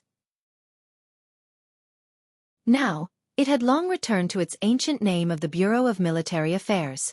Under the emperor's orders, the Bureau of Military Affairs controlled all of the Qing kingdom's military movements and was responsible for all matters related to external battles. During these decades of war, countless generals and commanders had emerged and obtained a great deal of land and wealth for the Qing kingdom. The Qing kingdom's military was the most powerful in the world. The Bureau of Military Affairs was the brain of this most powerful army. The people in the Bureau of Military Affairs had long learned of this shocking Jingdo news when Fan Xian entered the city. By the time Fan Xian and his group headed toward the Bureau of Military Affairs, all of the generals felt a glimmer of surprise and unease. A number of military officials had already run out of the Bureau of Military Affairs and were standing on the steps, watching Fan Xian and his group. Fan Xian sat quietly on his horse and did not dismount. He only looked at the tightly closed door on the stone steps. The door slowly opened. 5 or 6 officials of the Bureau of Military Affairs walked down with hurried steps. Behind them, the soldiers of the Bureau of Military Affairs gripped their weapons tightly and stared warily at the group of black-clothed Overwatch Council people at the entrance of the yamen. The scene seemed tense, but Fan Xian was not nervous. He recognized that the people who had come out to greet him were the 2 deputies of the Bureau of Military Affairs and the 3rd deputy Qingji. Presently, the old Qin master had always been sick at home. The people in charge of the Bureau of Military Affairs were these high-ranking officials. He waved his whip and stopped the right deputy of the Bureau of Military Affairs from opening his mouth. He did not give the other party a chance to express concern, anger, nervousness, pity, or any other emotion. Fan Xian slowly opened his mouth. I know that many of you do not want me to return to Jingdo, at least, you do not want me to return to Jingdo alive, Fan Xian said coldly. But I still came back. The right deputy of the Bureau of Military Affairs wanted to say something but stopped. His eyes looked at the bloody person Fan Xian was dragging behind him. Looking at this unbearable sight, this high-ranking official, who had climbed out of blood and fire, only furrowed his brows slightly. Fan Xian lowered his head slightly and said, I was attacked on the outskirts of Jingdo. Presumably, everyone knows of this matter. The right deputy of the Bureau of Military Affairs had just opened his mouth and said, It is truly shocking. Without waiting for him to finish, Fan Xian cut him off and said, I don't want to know who the person who wants to kill me is. I only know that it is one of you. One of you. This set the tone for the conversation. The right deputy of the Bureau of Military Affairs was shocked. He furrowed his brows and retorted, Commissioner Fan was attacked. My colleagues and I all feel the same. However, the matter is not clear, please don't be too. Fan Xian ignored him. He only gently stroked the smooth whip and lowered his head on the horse. What need is there to explain? Do you recognize the person I'm dragging? Fan Xian glanced at the bloody man behind the horse and smiled slightly. Of course, you certainly don't recognize him. Even if he is the personal general of some major figure in the military, you still wouldn't recognize him. This person is the only survivor of the attack on me today. He sighed. A very good soldier. What a pity. Fan Xian flipped his hand and lashed out with the whip. The tip of the whip was very long. With a slap, it landed on the face of the bloody man on the snowy ground behind him. However, the man was already on his last breath and had no reaction at all. Soldiers had their own aura. The people of the Bureau of Military Affairs had long learned from the Jingdo garrison that the small group that attacked Fan Xian this time had used city guarding crossbows. Thus, the military would certainly not be able to escape responsibility. At this moment, the people of the Bureau of Military Affairs were all thinking about how to face the Overwatch Council's anger, Chen Pingping's counterattack, and the Emperor's anger. Thus, toward Fan Xian's clearly humiliating whip toward the military, their expressions only changed slightly. They were angry in their hearts, but they didn't show anything on their faces. From the front door of the Bureau of Military Affairs, another person slowly walked out. His figure was not very tall, but he appeared particularly valiant. His eyes, in particular, were reserved and aggressive. His face was stern, and he carried a longbow on his back. Looking at the purple clothing on his body, it was clear he was a high-ranking official. Dressed like this, if it was not Yen Xueqi, the governor of the north who had returned to the capital to report on his duties, who else could it be? Fan Xian didn't even glance at Yen Xueqi. He only flipped his hand and lashed out with the whip again on the face of the bloody man behind him, leaving another terrifying wound on his already unbearable face. Immediately after, the tip of the whip flew out and swept up this person.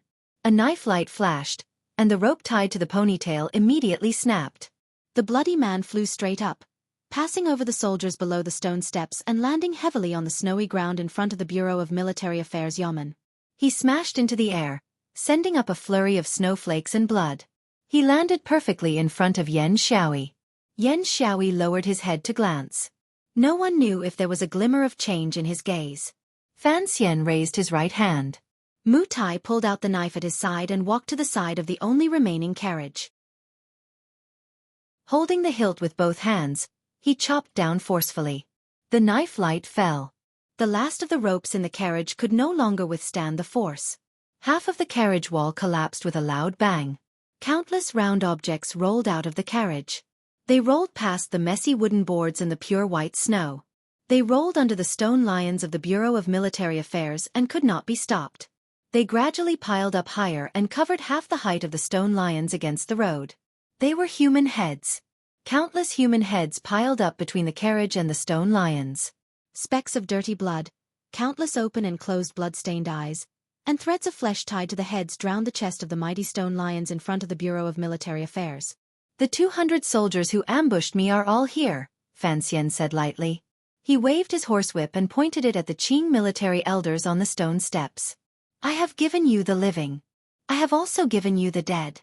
I hope you can also give me something." He then said to the indifferent Yen Xueqi, "Is your son well?" Finally, Fan Xian lowered his head and faced the 200 human heads by the stone lions. Pulling back his lips, he mockingly said, "What good heads?" Yen Xueqi raised his head. A bright light flashed through his eyes. If you want to know what happened afterwards, please log on to www.cmfu.com.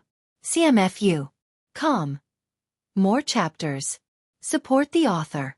Support original reading. Chapter 445. Everyone could hear the meaning of these two sentences and the hatred hidden within. Yen Xueqi stood on the stone steps and stared into Fan Xian's eyes.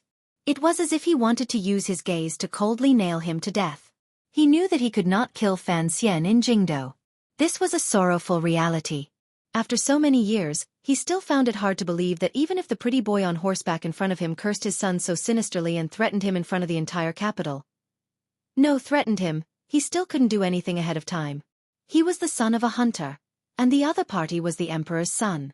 Yen Xueqi was not like the other elders in the military. He was not a noble family like the Qin and Yi families, nor was he a descendant of a noble family like the great prince. Although he had the eldest princess as a backer, in reality, his climb in the military still relied on his own strength.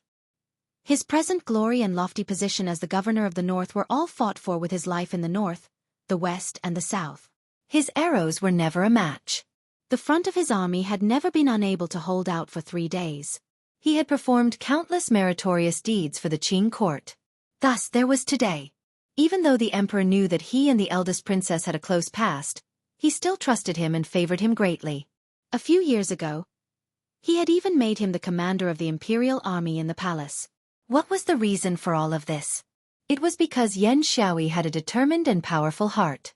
As a superior 9th-level ace, in the entire Qing military, only Yi Zhong could contend with him. Perhaps it was the secret figures hidden in the depths of the old Qin family.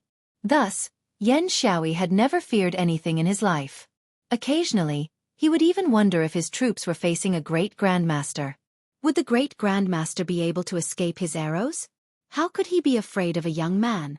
Even if the young man on horseback at the foot of the stone steps, in his eyes, was only relying on his father's and mother's great fame. Even if this young man's gaze was so cold and ruthless. But, don't provoke me. His eyes stared at Fan Xian. His gaze was like the startling arrows on his back. It was as if he was telling Fan Xian that if he wanted to, he could kill him at any time. Even if his identity was special, there were some things that were better left undone. Fan Xian was awe-inspiring and fearless. He raised his face and narrowed his eyes. Dispelling the slight pain, he smiled coldly to welcome the attack. He wasn't sure if the ambush in the valley was done by Yan Xiaoyi or not. Although the eldest princess was the most suspicious in this matter, there were some suspicious points that made it hard for him to make a firm judgment. But he still wanted to speak like this. Because one day, Yan Xiaoyi would come to kill him. Since that was the case, he didn't need to consider too many things. Regardless of whether or not it was Yan Xiaoyi who did it, Fan Xian knew he had to do something that would shock the world to warn those who were secretly plotting against him that if they wanted to kill him, they would have to consider whether or not they could afford to pay the price. The 200 heads in front of the stone lions of the Bureau of Military Affairs were proof. The stone steps of the Bureau of Military Affairs seemed to be frozen by a gust of cold air. Yan Xiaoyi stood proudly on the stone steps while Fan Xian sat straight on the back of the horse. Their gazes just happened to be level. The murderous aura contained in their gazes was unbearable. Even the stench of blood that filled the surroundings and the stench from the head under the stone lion seemed to be afraid of their gazes and moved away. Someone coughed softly. Qin Heng led his horse to the side of the stone steps and apologized in a low voice to the right deputy of the Bureau of Military Affairs. He then straightened his body and smiled warmly at Yan Xiaoyi. "Greetings, Governor." He had come at the right time and perfectly blocked the confrontation between Fan Xian and Yan Xiaoyi's gazes, easing the conflict that was about to erupt at any moment. Yan Xiaoyi slowly withdrew his piercing gaze and calmly said, "Hello, Marquis. How has the old master been recently?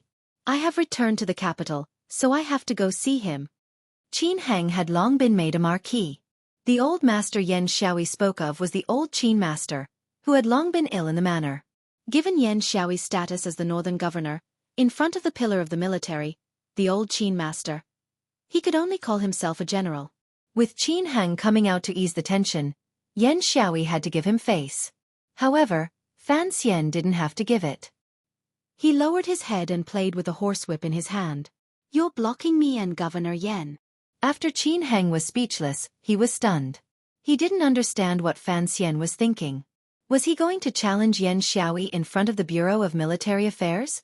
Although everyone knew that Fan Xian was as famous as Haitang and was the publicly recognized foremost ace of this generation in the Qing kingdom, when faced with Yan Xiaoyi, no one thought highly of him. Furthermore, these two people's identities were not the same. This place was also special. How could they fight here? Qin Heng tilted his head slightly and said in a low voice, "You're injured." Fan Xian's expression was incomparably calm, but Qin Heng's heart began to tremble. After everyone in Jingdo learned of the news of the ambush, they were most afraid of this kind of situation. Everyone was afraid that Fan Xian would go crazy. If Director Chen Pingping was an old black dog, then Fan Xian was a little black dog. The little black dog had been viciously stabbed with a knife and went crazy. It would randomly bite without distinguishing between friend and foe. The civil and martial officials of the court were afraid that Fan Xian would go to war in his anger and shake the foundations of the entire Qing court. Fan Xian listened to Qin Heng's question and slowly replied, "I just want to ask some questions. Treat with courtesy and return with kindness. Give with a sword and return with a knife. Governor Yan, is this not the principle?" Provided by a book friend. Added. There were some questions that Fan Xian was prepared to ask face to face, but he didn't have the opportunity to say them. The people of the Bureau of Military Affairs heard the words of knives and swords and thought that Sir Fan Jr. was about to go crazy. Unconsciously, they made preparations for battle. Although the Bureau of Military Affairs was mainly staffed by military officers and their martial power was not as tyrannical as that of the Qing Kingdom's 5 roads, it was, after all, the essence of the Qing military for decades. Muddle-headedly being bullied by Fan Xian at their doorstep, They had endured silently for a long time. There would always be a time to retaliate. All of the officers and generals gripped the hilts of their knives. Xueqi could only bring 100 trusted soldiers into the capital. At this moment, these 100 trusted soldiers had long been set up in the corridor by the side door of the Bureau of Military Affairs. They watched nervously the 100 or so first bureau officials of the Overwatch Council in front of the yamen. The soldiers who had returned from the north had a weather-beaten expression on their faces. They had long been forged into an iron army by Xueqi. However, what was different from the Qin and Yi families' roads was that these 100 trusted soldiers all carried bows and arrows. The Qin kingdom's Jingdo forbade crossbows, but not bows. This was the confidence displayed by the martial royal family. The two sides faced off, but the commander of the Jingdo garrison, Qin Hang, who had been worried the entire time, relaxed. If Fan Xian had used words to pressure Xueqi earlier and issued him an invitation to a duel, as long as Xueqi agreed, even the emperor would not be able to stop it. Then, the two sides would certainly be in a situation of life and death. However, the present situation involved the conflict between the Overwatch Council and the military. Qin Hang knew that this battle could not be fought because there were countless eyes in Jingdo watching. Regardless of whether it was the emperor or the system of court officials in charge of state affairs, none of them could watch as the foundation of Qin Kingdom's domination of the world collapsed with a bang because of the heads in front of the Bureau of Military Affairs. As expected, the sound of shouting came from the distance. The hoofs of horses were slightly disorderly. A group of imperial soldiers wearing bright armor rode over. The Bureau of Military Affairs was located between the Overwatch Council and the Royal Palace. The reaction of these imperial soldiers seemed to be a bit slow. However, some of the clear-eyed people knew that the imperial soldiers had purposely left some time for Fan Xian to slightly vent the anger in his heart. The imperial soldiers represented the emperor's might. No one dared to look down on them, at least on the surface.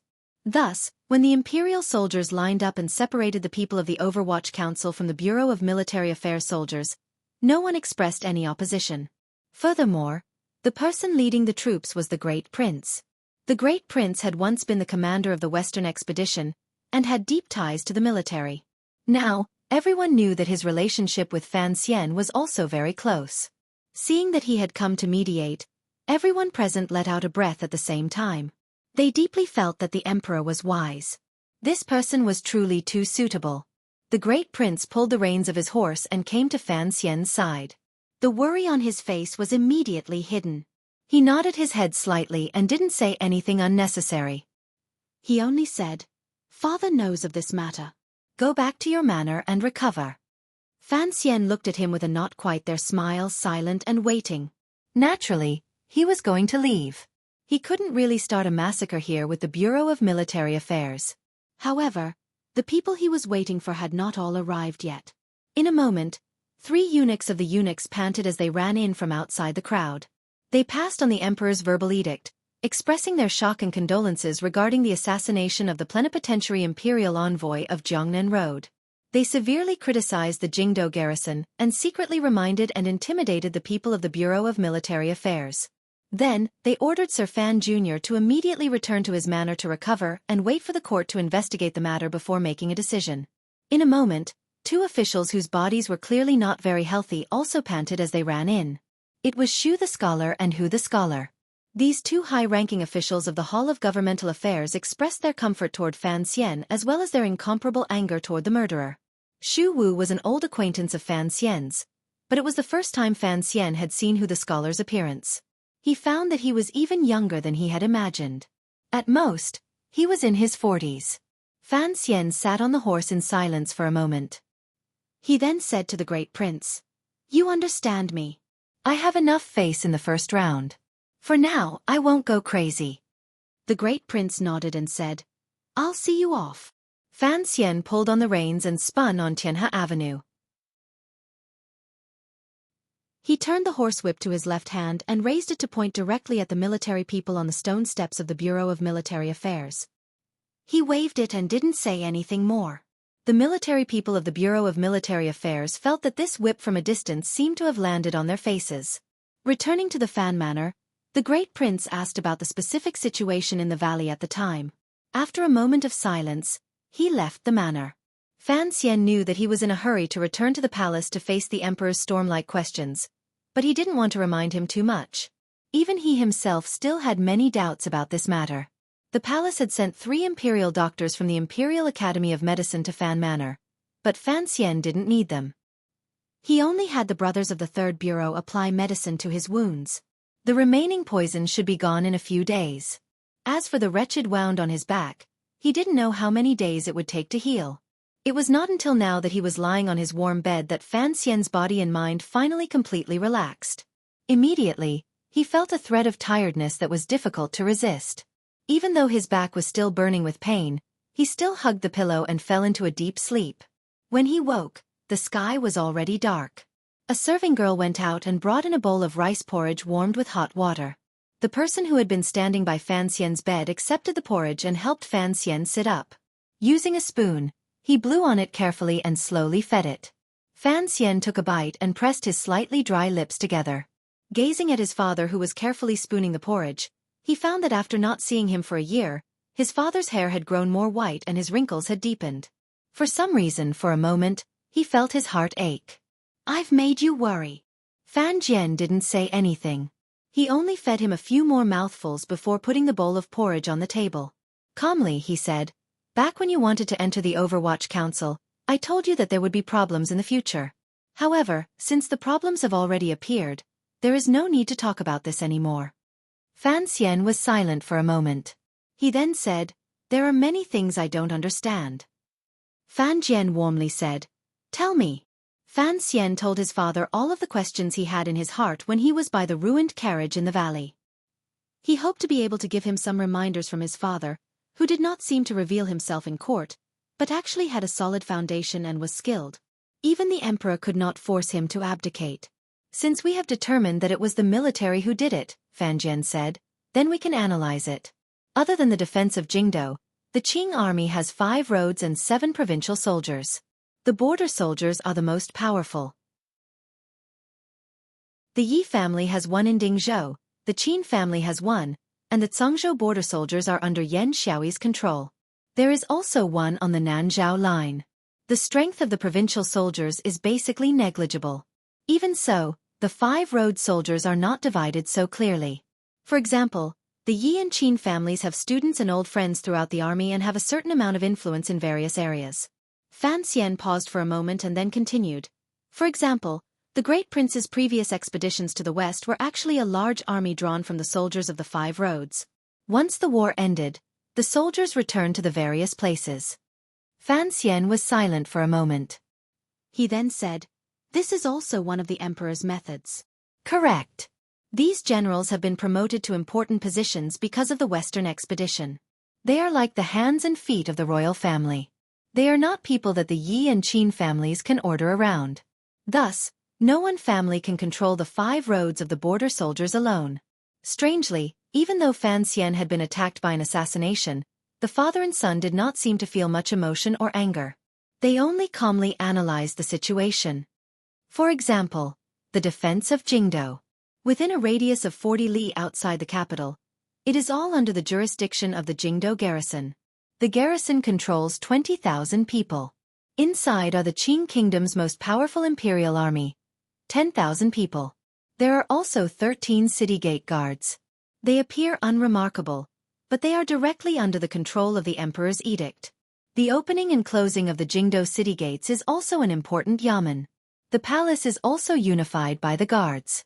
Although, according to the rules of the court, the commander of the imperial army is also in charge of the internal guards, in reality, other than Gong Dian, the current commander, who has truly done it, the rest of the time, the internal guards are all managed by the eunuch in the palace. Eunuch? Naturally, it was Eunuch Hong. Fan Xian suddenly heard something strange in his father's words. Other than Gong Dian, who had truly managed to manage both the imperial army and the internal guards. He abruptly raised his head and said in shock, "Gong Dian is so deeply trusted by the emperor?" The first time Fan Xian came into contact with the defense forces of the palace was when he exchanged a blow with Gong Dian at the door of the Qing temple. He clearly knew Gong Dian and also knew that a large part of the reason for the hanging temple incident was that the emperor wanted to expel the Yi family's power from Jingdo and kick Gong Dian from his position as commander of the imperial army. But according to what his father said, the trust that Gong Dian, or rather, the Yi family, had received back then was truly terrifying.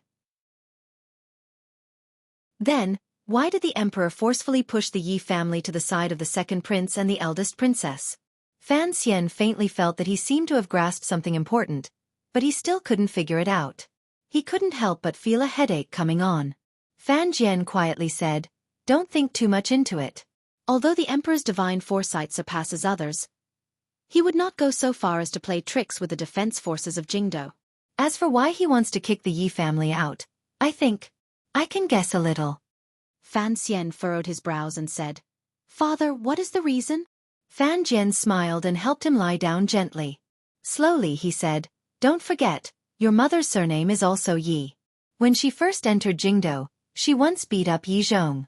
Wu Zhu also fought with Yi Lu Yun. Even if there is no relationship between your two families, the emperor would probably still be worried about certain things. During the Hanging Temple incident, the emperor did not trust you as much as he does now. But he is prepared to put you in an important position. Naturally, he has to guard against certain things." Fan Xian was startled and immediately sighed coldly. As an emperor, his schemes were indeed. But what meaning would such a life have? However, he had not thought that no matter how powerful his father was, there would always be times when he guessed wrong. "I don't have much affection for the Yi family," Fan Xian said. In his heart, he thought of the girl with eyes as bright as jewels. Not now does not mean not in the future. Fan Jian raised his brows and said, "What I am interested in is why the emperor is so guarded against you." Fan Xian was silent for a long time. He then quietly said, "Father, do you think this matter was arranged by the emperor?" In the outskirts of Jingdo, he had mobilized the military to kill people. He had even moved the city guarding crossbows. In the end, as the commissioner of the Overwatch Council and in charge of all intelligence, he was completely unprepared.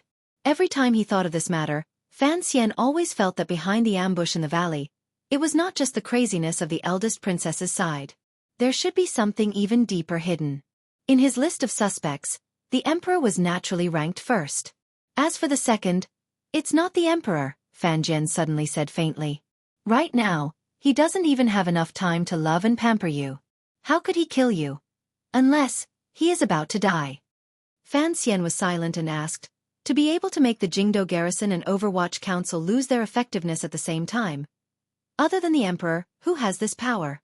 The eldest princess and Yan Xiaoyi? He shook his head. Fan Jian smiled slightly and countered with a question.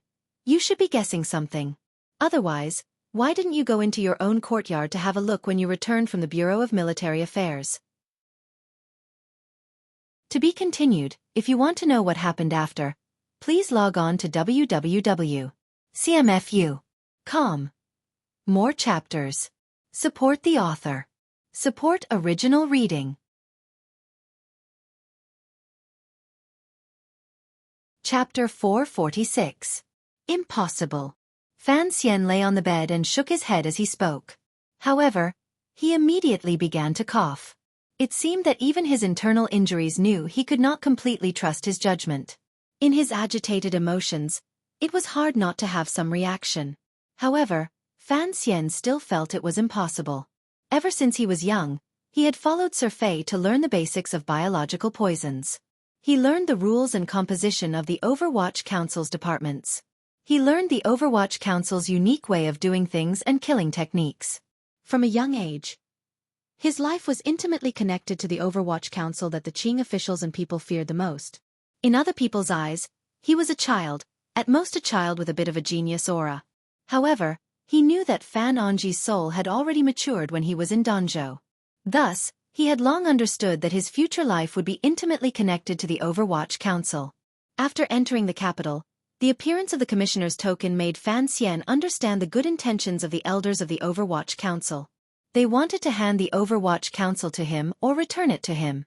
More accurately, they wanted to return it to that woman.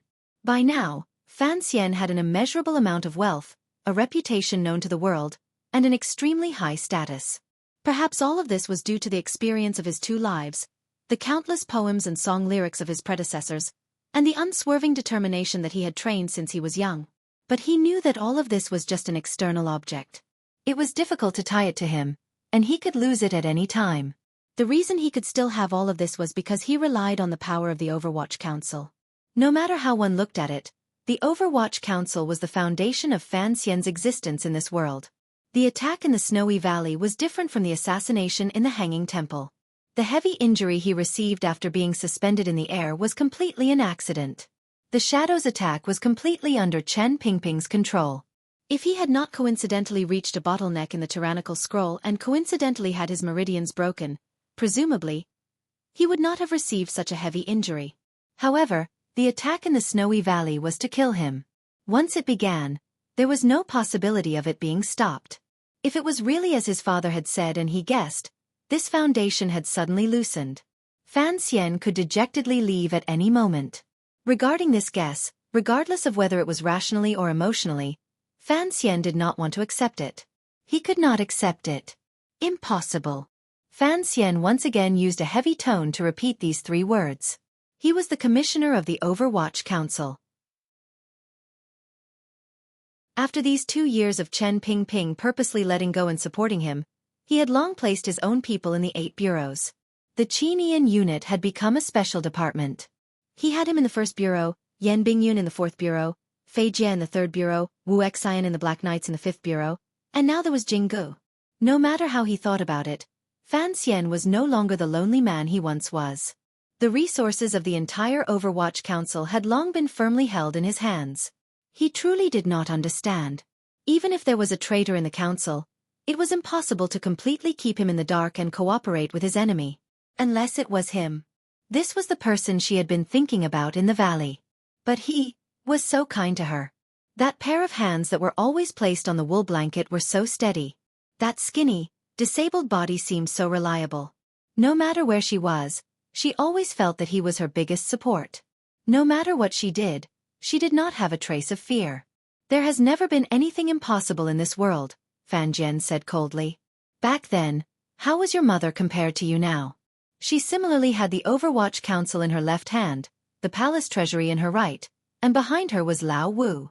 Furthermore, she had us and the Chuanzhou Navy in the south. How was she compared to you now? But, in the end, Fan Xian fell silent. He suddenly faintly felt that the matter in the valley was probably related to that matter many years ago. The Empress's father was personally beheaded by me. Fan Jian lowered his head and looked at his slender fingers. Smiling slightly, he said, "But, who knows if all the heads that should be beheaded have been cut off?" When Fan Xian first heard of this matter, he was unusually shocked. He looked at his father and couldn't speak for a long time. It was not until today that he learned that the Empress's father had been personally killed by his father. He knew what his father meant. That night when Jingdo bled with blood was a great revenge for the Yi family's collapse. However, the Yi family's foundation at the time was very deep. For it to be overturned in one night, although it was while the emperor was on his western expedition, who knew how many noble families in Jingdo participated in this matter? It was not surprising that some escaped the net or even the main culprit still existed. However, Fan Xian broke the silence. A determined expression appeared on his face. Warmly he said, "Father, don't say any more. I believe in the director." Fan Jian sighed. Fan Xian continued to warmly say, "He has actually once said your words to me. I have also been thinking about the problem from back then. I found that before I entered Jingdo, you and Director Chen were unusually cold toward each other. It was completely different from how it is now. I understand that you both have wariness in your hearts. However, just as I unconditionally trust you, I also unconditionally trust him." He gently coughed and continued, "Suspicion toward one's companions is a very terrifying thing. Perhaps some people have purposely hidden something to make you and Director Chen suspect each other." "I won't do that," Fan Xian said with a heavy tone. "I believe in my own feelings. Only feelings will not lie to me." His gaze looked out the window. After a long time, Fan Jian smiled and comfortingly said, "Looks like you still have confidence in human nature. In this aspect you are very similar to your mother." Fan Xian also smiled and said, "Only for a few specific people." Fan Jian continued to calmly ask, "How are you going to handle this matter?" "I will first wait to see the Emperor's results." Fan Xian was silent for a moment. He then continued, "I'm just afraid we won't be able to find anything. The other party has invested so much capital into it. Naturally, they have thought of a way to deal with the aftermath. He smiled mockingly and said, "Sometimes, I don't know where the emperor's confidence comes from. There are already people in the military who are beginning to stir. Is he still as unworried as before? Investigating will always be able to find something." Fan Jian gazed at his son and knew that the young man had not been blinded by blood. He smiled with relief and said, "The city-guarding crossbows all have numbers. I'm afraid that even these city-guarding crossbows were brought over from somewhere else. It would not be good to investigate the wrong person." "You're right." A strange smile rose to the corners of Fan Jian's lips. In the emperor's anger, the case was investigated very quickly. "We received news in the afternoon. There were 5 city-guarding crossbows in the valley. They had just left the factory of the palace treasury's 3rd workshop. They should have been sent in the direction of Dingzhou. For some reason, they were delivered a bit later than the delivery time and just happened to appear on your way back to the capital." "Dingzhou." Fan Xian furrowed his brows. The Yi family wants to be the scapegoat again? Can the emperor harden his heart? "Of course the emperor knows that this matter is strange," Fan Jian said. "However, what if the Yi family purposely did this?" "So we need other evidence," Fan Xian asked quietly. "Does the living witness I sent to the Bureau of Military Affairs have value?" "Yes." Fan Jian smiled strangely again. "Your move is still the same as the one you used against the second prince back then. Send the witness to the other party's yamen." Fan Jian's expression was slightly calm. "It is only one method. It is best not to use it twice. At least this time, the Bureau of Military Affairs did not fall for your trick." "Oh." Fan Xian furrowed his brows. "How did they handle it?" Fan Jian smiled slightly and said, "They worshipped the living witness like they worshipped an ancestor. They were terrified that he would die from excessive blood loss and not be able to answer the emperor's questions. Immediately after, they used the excuse that the matter had to be investigated by the Overwatch Council and that the military needed to avoid arousing suspicion and sent the person to the Overwatch Council." Fan Xian was slightly startled. Fan Jian continued to smile. "But, you threw the person to the Bureau of Military Affairs. Naturally, the Overwatch Council would not accept it and had someone drag him back to the Bureau. The rough people of the Bureau of Military Affairs have truly learned to be shameless this time. They actually dragged this person back to the Bureau of Military Affairs." The Minister of Revenue, who had always been solemn, smiled and shook his head. "This afternoon, the 2 houses will compete over this survivor.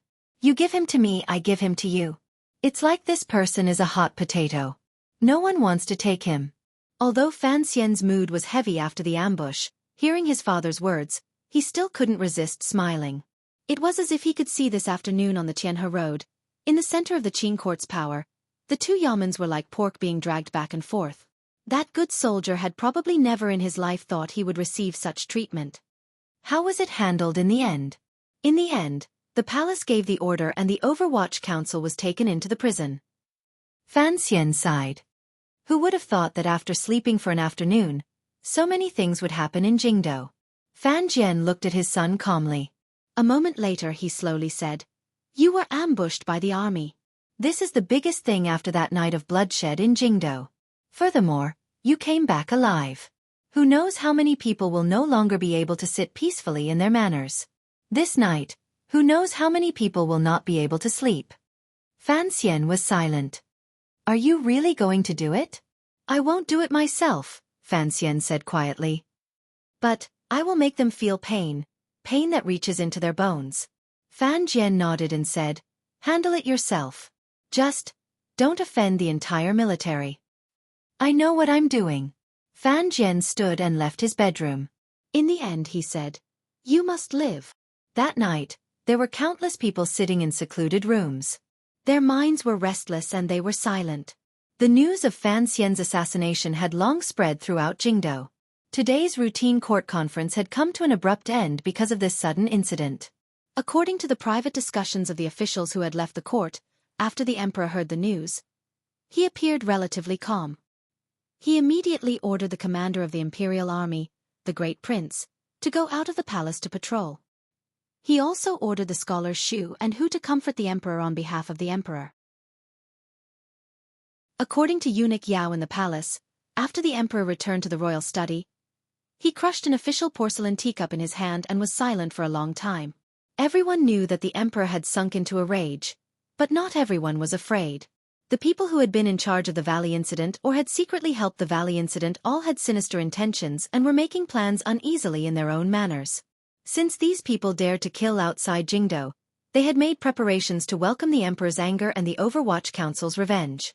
However, they had not thought that after using such a powerful force and carrying out such thorough preparations, Fan Xian would not die.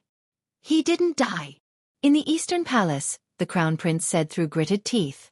With one hand, he grabbed the embroidered cloth on the couch beside him and twisted the soft cloth into countless ugly flowers. The Empress's eyebrows were slightly furrowed. Coldly and nobly, she sat opposite him. In a cold voice she said, "Pay attention to your identity and words. Fan Xian is an official of the court. If he doesn't die, as the heir apparent, you should be happy.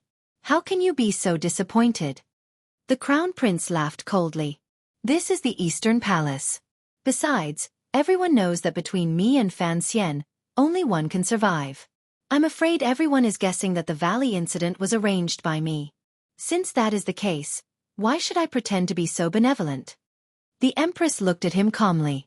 A moment later she said, "Don't worry, the Emperor will not suspect you because we never had this kind of power." The Crown Prince was speechless. Only now did he realize that among the powers in court, his power was the weakest. For one, it was because of the second prince's struggles these years. For another, it was because he had lost the powerful support of the eldest princess. Another reason was Fan Xian's existence. He smiled bitterly. Who would have thought that it would instead become a good thing? Mother is right. I have no way of moving an army to kill. Only. A glimmer of jealousy flashed through the Crown Prince's eyes. If only Fan Xian had died. What a Fan Xian! Fighting the Ming family property lawsuit in Jiangnan, yet you have to use the fact that the eldest legitimate son does not have a natural right to inheritance. Do you think I don't know what you are thinking? The Empress Dowager doesn't know? The Empress Dowager was already beginning to get angry. The Crown Prince smiled coldly. He was very grateful to that unknown power.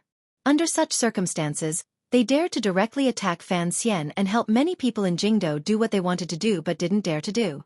Many people were guessing which power was so daring as to risk universal condemnation and murder a favored official of the emperor in the outskirts of Jingdo. Everyone's gaze turned toward the eldest princess. It seemed that only this noble had such madness, such daring and such power. It's very regretful that we didn't succeed this time. In a quiet manner in Jingdo, the most powerful and beautiful woman in Qing Kingdom was lying lazily on a low couch. At the foot of the couch was a fire cage with rising heat. Li Yunrui's eyes narrowed slightly. They were filled with laziness. She gazed at the second prince sitting below her and smiled slightly. "However, this matter has nothing to do with me. I am not that stupid. If I want to defeat Fan Xian, there are many simple ways." The second prince was slightly startled. From the moment he heard the news of the attack in the valley, he had thought it was done by the eldest princess. No matter how he thought about it, only she had the boldness to not look at the emperor's face. He even faintly suspected that this matter had been tacitly approved by the Empress Dowager grandmother. Unexpectedly, he heard the eldest princess' straightforward denial. "Of course, I am very grateful to that person." Li Yunrui smiled slightly as she spoke. The 30-something woman did not have the slightest hint of a dying flower. On the contrary, she bloomed with incomparable charm. Each time she narrowed her eyes and turned her wrist, a romantic air naturally seeped out. She sighed and said, "It would be good if my son-in-law could be killed." The attack in the valley, simple, violent, direct, and military-like. "I like it." Her words suddenly stopped.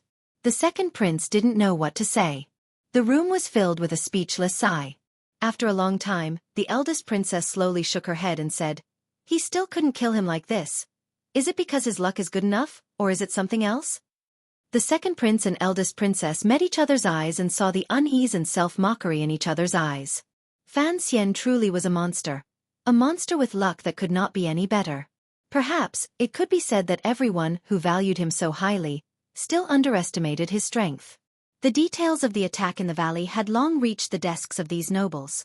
Not only had Fan Xian returned to Jingdo alive under such circumstances, but he had also killed all of the assassins and captured one alive. All of the powers felt incomparably shocked. There was even a faint glimmer of fear. The eldest princess was not afraid. She only lightly thought about how wonderful this world would be if, and only if, the Nyolan Street incident had not happened. Continue to maintain good relations with the Eastern Palace. The eldest princess lectured the second prince like she was lecturing her own child. We need his name to convince the Empress Dowager. The second prince nodded. Finally, he couldn't resist the powerful confusion in his heart and asked, "Who did it?" It can't be that Director Chen suddenly lost his mind. The serial numbers of the 5 city guarding crossbows have already been found. The eldest princess gazed mockingly at the second prince. They belong to your wife's family. The second prince shook his head firmly. The Yi family's power is far away in Dingzhou. Even if 200 warriors attacked overnight, it would be impossible to not alert the Jingdo garrison and Overwatch Council. As for these 5 city guarding crossbows, it is even more absurd. In court, we never care about whether or not it is absurd. The eldest princess mockingly said, "The Emperor and Overwatch Council want to vent their anger. In a situation where they can't find an exit, the Yi family will certainly become their punching bag." The second prince thought for a moment and then calmly said, "Aunt, please act." Although the Yi family was far away in Dingzhou and had been repeatedly suppressed because of the Hanging Temple incident, they were still powerful figures in the military. Now, they had become family with the second prince. In such a dangerous situation, the second prince did not want the Yi family to suffer another blow because of Fan Xian's assassination. Even for the sake of the future, the Yi family had to be protected. "I am not an immortal," the eldest princess calmly said. "How can the anger of the emperor be settled with just a few words from these women in the palace?" She looked calmly at the second prince and said, "Putting aside the Yi family, you should also prepare yourself. I understand my brother the emperor. This time, he will certainly be very angry. Furthermore, if he can't find the root of the matter in the end, perhaps he will bestow grace and make everyone unhappy." The second prince lowered his head. He knew that many people were going to be unlucky, but he was not worried. In any case, the matter had nothing to do with him. He still persisted in asking, "Who exactly was it?" "Aunt, this matter is very important. Don't hide it from me." The eldest princess' gaze remained calm, but the corners of her lips twitched into a beautiful, slightly mocking curve. "Everyone knows that Fan Xian and I don't get along because I want to protect you, while Fan Xian has already made it clear in Jiangnan that he wants to protect the third prince." The eldest princess smiled slightly. "But, you and I both know that the matter in the valley was not done by us. This matter is very clear. Why don't you deal with the third prince and only want to kill Fan Xian? This means that the assassination this time has nothing to do with that chair. It only has to do with Fan Xian himself.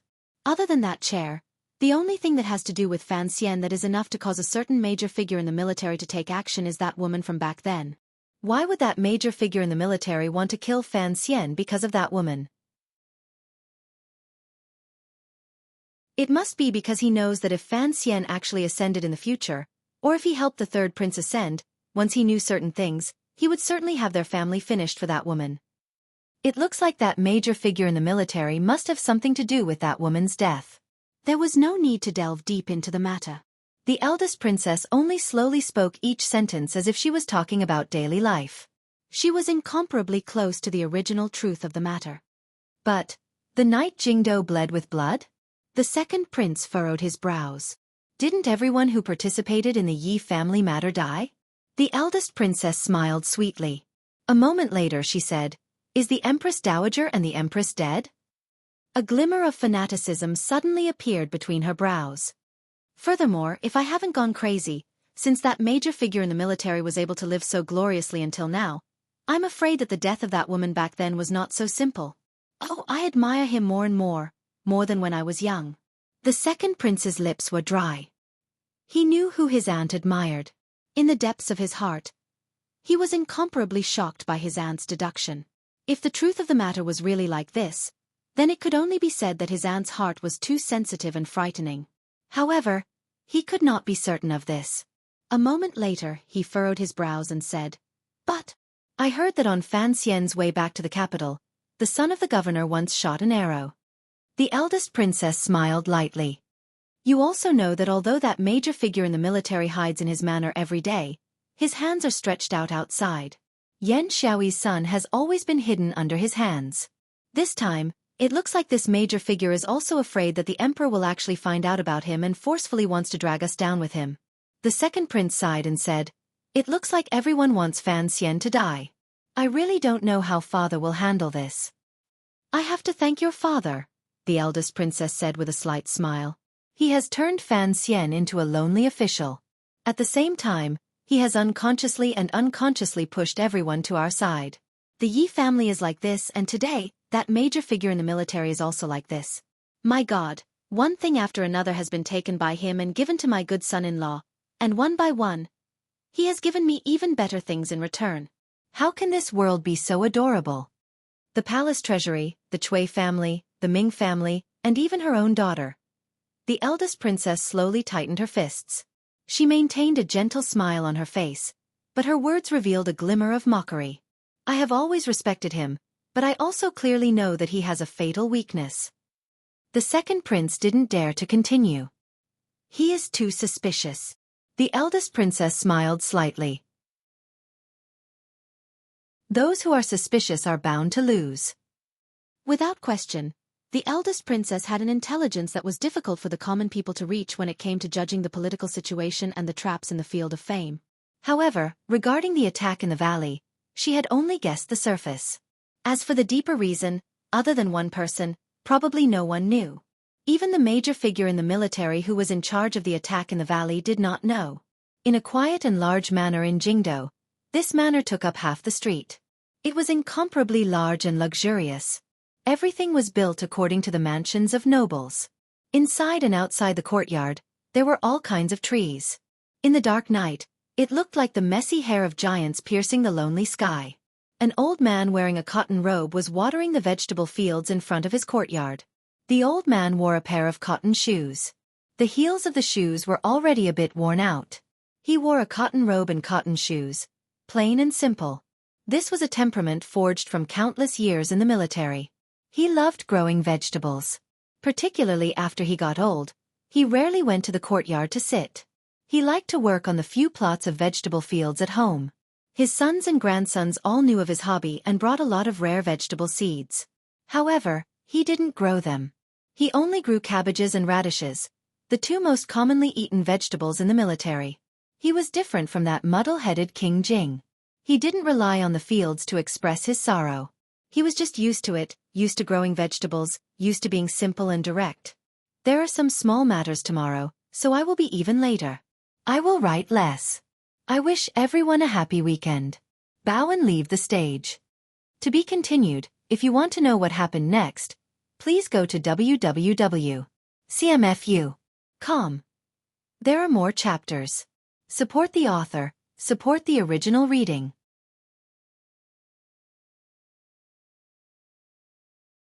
Chapter 447.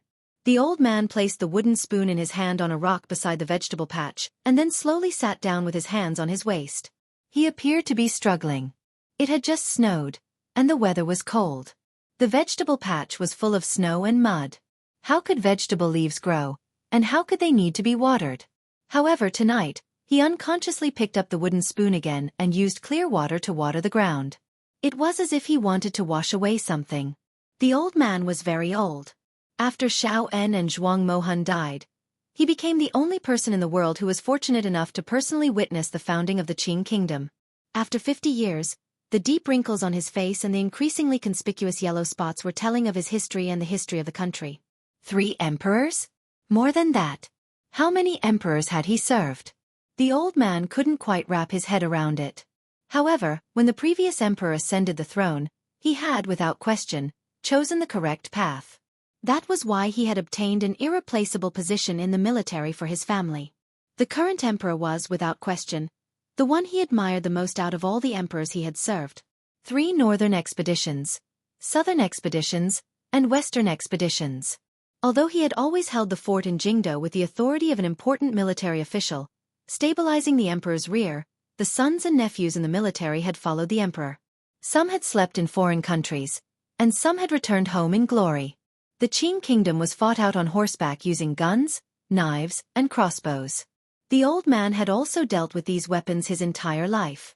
He had killed countless people and destroyed countless tribes around the Qing kingdom. Millions of people had died in front of him, and his expression had not changed. This kind of history could not be washed clean with a few spoonfuls of water.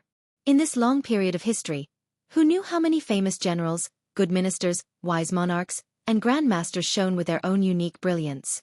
However, the one who left the deepest impression on the old man was actually a very young, very beautiful girl. Every time he thought of that girl, the old man's heart began to tremble. No matter how outstanding a person was, they could only try to change the direction of history. That girl, from the beginning, seemed to be prepared to overturn the foundations of the Qing kingdom and then the entire world. The old man never knew if that kind of attempt had a chance of success. He only acutely sensed that if he allowed the situation at the time to continue developing, the entire Qing kingdom's nobility would be swept clean by an undercurrent. Everyone knew that the Qing kingdom's nobility provided the most powerful manpower support for the Qing kingdom's military. He was afraid of this kind of upheaval. This kind of upheaval that seemed to make the Qing kingdom powerful but would make the Qing kingdom not like the Qing kingdom. The old man was a soldier loyal to the Qing kingdom. For him, continuing the existence of the Qing kingdom was the highest and most noble mission. Thus, he participated in a secret and had kept this secret until today. The girl, or rather, the demoness, was dead. That's great, isn't it? At least, the Qing kingdom was still powerful. Furthermore, this Qing kingdom was still the Qing kingdom of the past. Nothing had changed. Using one person's death to exchange for the peace of the entire country, the old man had never regretted that decision. The old man sat silently on the rock and looked at the dirty water in the vegetable field. He did not speak for a long time. He had already heard about what had happened in front of the Bureau of Military Affairs this afternoon. 200 heads. The emperor had treated him well. He had been the head of the Bureau of Military Affairs for 30 years. This was an honor that had never been seen in the history books. But this top figure in the military still saw himself as an ordinary member of the military just like he did many years ago. He saw the young men in the military as his own brothers, and as he grew older, he saw them as his own descendants. Although his face was cold, his heart was kind. Thus, the old man's prestige in the military was not something a normal person could compare to. The 200 good men in the military were the old man's most trusted private army. They had long been placed in Shao Mountain for secret training. Originally, they were to be used in the future attack on northern Qi. Now, he had no choice but to send them out early and use them in the plot to kill the court's imperial envoy. The old man never paid much attention to the political matters of the court. This time, he had to pay attention. Regardless of whether it was for the continuation of his family or for the future of the Qing kingdom, he had to kill that young man. Yet he did not kill him. The old man coughed. He didn't know if it was because the coldness of the rock under his buttocks had seeped into his jacket, or because a chill had risen in his heart. 200 people. The old man's face grew older and there was a faint trace of sorrow. They were all his children and should have been the beautiful future of the Qing kingdom. Yet they had died like this. Furthermore, there was no peace after death. Their names would never be left behind. Instead, they would be recorded in the history books and be cursed by people. They would become the first rebel army in the Qing kingdom in decades. The old man's heart ached and chilled. The emperor was too heartless and chilling to let that young man stay in Jingdo.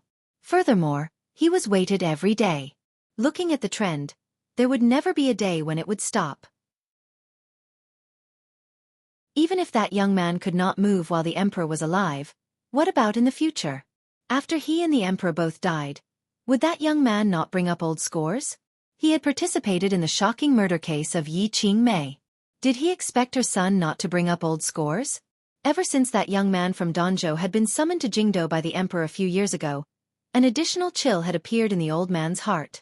Other than Chen Pingping and Fan Jian, no one had thought that the old man had long known of Fan Xian's past. However, the old man was silent, even more silent than before. Thus, in the past few years, the Qin family's silence in court had become somewhat strange.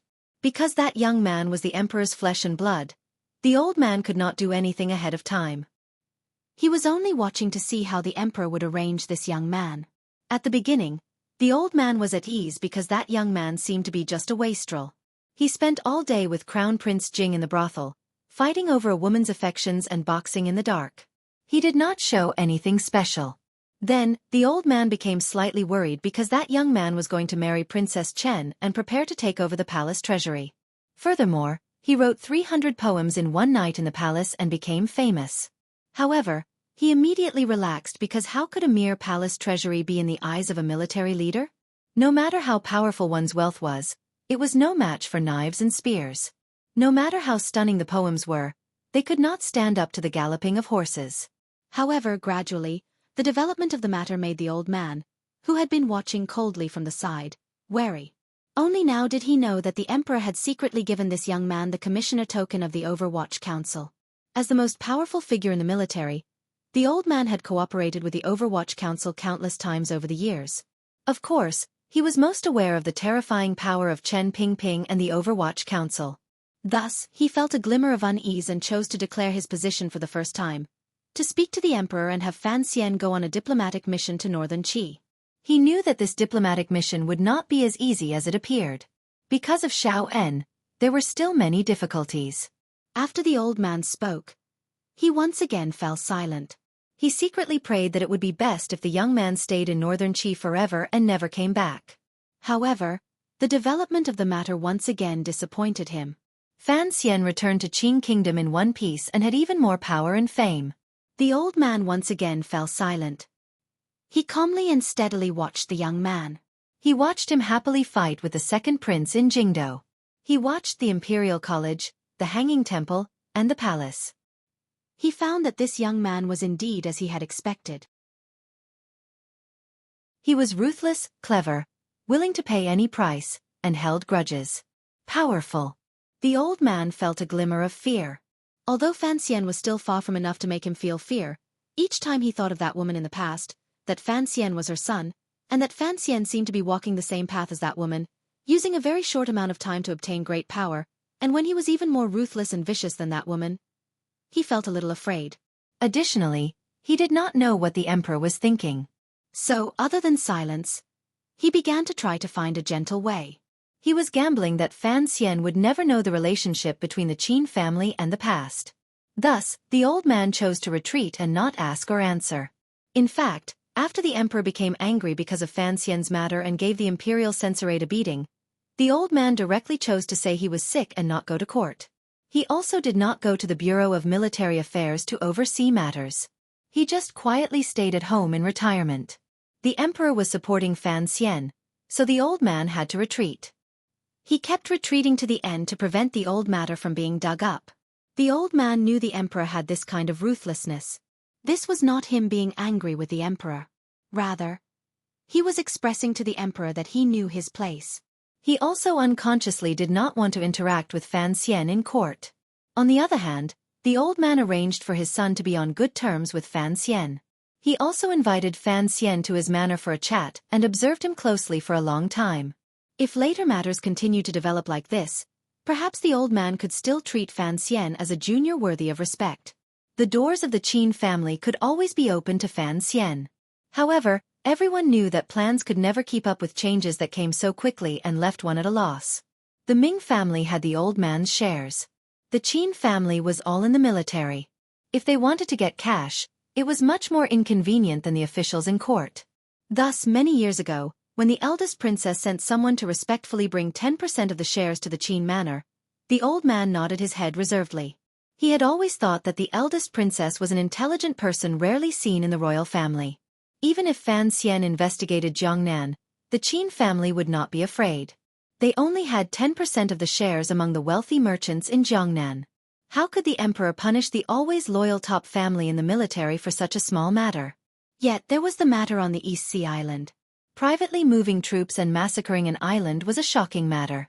As the head of the Bureau of Military Affairs, the old man was one of the few people in court who knew of this matter. Thus, the old man once again fell silent and sank into deep thought. Admiral Chang Kuan of the Jiaozhou Navy. Just as Deng Ziyu of the Overwatch Council had reported to Fan Xian in Jiangnan, This first-level admiral had a good relationship with the Yi family, but he came from the Qin family. The old man did not give Chong Kuan any instructions.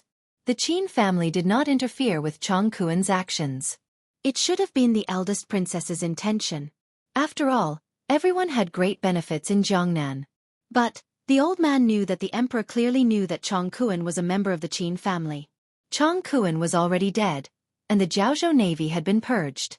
Although the old man still had a few generals left in the Jiaozhou navy, and his nephew had already taken over the position of admiral, he was increasingly confused. What exactly was the emperor thinking? Why did he still let someone from his family control the Jiaozhou navy? The Jiaozhou case had been investigated by Fan Xian. Even so, it was not enough for the old man to make up his mind to strike a lightning-fast blow against Fan Xian. He knew that if the assassination of an imperial envoy, a true prince, was leaked, the emperor would probably bestow a cup of poisoned wine upon him and his family would certainly wither away. The last straw that truly broke down the old man's defenses was a piece of news from the Overwatch Council. The Qing Kingdom's military and the Overwatch Council had worked together for decades and had long infiltrated each other. In particular, when the Overwatch Council recruited officials, their first choices were candidates from various places who had not passed the imperial examinations and retired military generals. After decades, who knew how many retired military officers and generals had become people with real power in the Overwatch Council? As the top person in the military, the old man would not foolishly give up on these opportunities. He had long arranged for his own people to enter the Overwatch Council. Naturally, the Overwatch Council also had spies in the military. This was something that both sides knew, but no one would expose. The emperor also silently allowed his two hands to monitor each other. It was the old man's most capable person in the Overwatch Council, who sent a strange piece of news to the Qin manor. The Overwatch Council had a power above the 8 bureaus. It was currently secretly investigating certain things from 20 years ago. Although the things they were investigating did not seem to be connected, such as the change in Jingdo's defenses, the supply situation during the Western expedition, and the defense situation of the palace. There were even trivial matters such as the allocation of rations. They were scattered and did not form a system at all. Because of his many years of vigilance, the old man smelled a glimmer of danger. When he looked at the file, he couldn't help but furrow his brows. If someone carefully weaved together these trivial matters, they would probably gradually point to the truth of the Taiping courtyard murder case, the bloody truth. At that time, the disgraceful role the Qin family, who held the fort in Jingdo and was responsible for stabilizing the rear for the emperor, had played in this matter would also be exposed to the world. That power was investigating very carefully, for fear of alerting someone, but it was also very smart. It wouldn't be long before the layers of disguise were torn apart and the true history would be revealed. Who was investigating what happened back then? Who was the power in the council that was above the 8 bureaus? The reports of the council people, in addition to the old man's judgment, all pointed to the Qinian unit that Fan Xian personally led. The last straw had been crushed. The old man gave the order to kill Fan Xian. He was confident that he could temporarily hide the truth of the attack from the world and the emperor. However, he did not want to face Fan Xian, who, once he knew the truth, would crazily seek revenge for that woman. Thus, he chose the simplest, crudest, and most direct method of killing. Perhaps he had wrongly estimated Fan Xian's interest in revenge. However, this mistake could no longer be changed. Hearing the news of the failure and the tragic deaths of the 200 soldiers, the first person in the Qing military, the head of the Bureau of Military Affairs, the old Qin master seemed to have suddenly aged a dozen years. He rubbed his bark-like face and gradually calmed down. 20 years of faint worry and a glimmer of respect and fear for that woman's ghost made the old Qin master, under pressure, make the most direct decision. After the failure, this old soldier, who had roamed the battlefield for half a century and stood proudly in the court, finally sensed a problem. It was not just Fan Xian alone who was able to mobilize so much power to search for clues from 20 years ago and was above the Overwatch Council. There was also Chen Pingping, that old dog. Having Chong Kuan massacre the island seemed to be for the Jiangnan matter, but in reality, it was to drag the old Qin family into this mess. This was the eldest princess, that crazy woman's favorite method. The old Qin master sat on a large rock and coughed. He finally thought through the cause and effect of this matter. This matter had nothing to do with Fan Xian, the emperor, or the Eastern Palace. However, there were two people who, for different reasons, both wanted the Qin family to be involved in this matter. Director of the Overwatch Council, Chen Pingping, and the eldest princess, Li Yunrui. The two people who were the best at crafting conspiracies in the Qin kingdom, and even the entire world, for different reasons and a common goal, had skillfully worked for over half a year and finally achieved the effect they wanted. In the face of these two people's unintentional cooperation, even a big shot like Old Master Qin couldn't do anything. "Father, the weather is getting cold. Go back to your room." The second young master of the Qin family, the current commander of the Jingdo garrison, Qin Hang, came behind the old master and placed a large coat on his body. Respectfully, he asked for instructions. The old Qin master turned his head and glanced at his son. A sour feeling suddenly welled up in his heart. He was already so old, yet his son was only 30 years old. Once he died, would he still be able to protect the Qin family's dignity and position? If only my eldest son hadn't died. Old Master Qin thought bitterly of that somewhat impulsive eldest son of the past. If his temperament had not been so fierce, he would not have been killed by a colonel in the army during the chaos. If he was still alive, why would he have to work so hard? The details regarding the old man's attitude toward Fan Xian, as well as the relationship between the Jiaozhou Navy and the Qin family, have all been mentioned in the previous chapter. If everyone is willing, you can go and play with those details. It can be considered a bit of fun. The chapter's title is, Who Can Beat? Naturally, it talks about, if Sister Pingping and Sister Princess are of one mind, who in the world can beat them? I've always had this fantasy, but it's impossible in this book. Finally, I pull for monthly votes. Because the previous monthly votes were very effective, I am very moved. Thus, I took action to summon the monthly votes everyone still holds in their hands and summon them very seriously. To be continued. If you want to know what happens next, please log on to www.cmfu.com.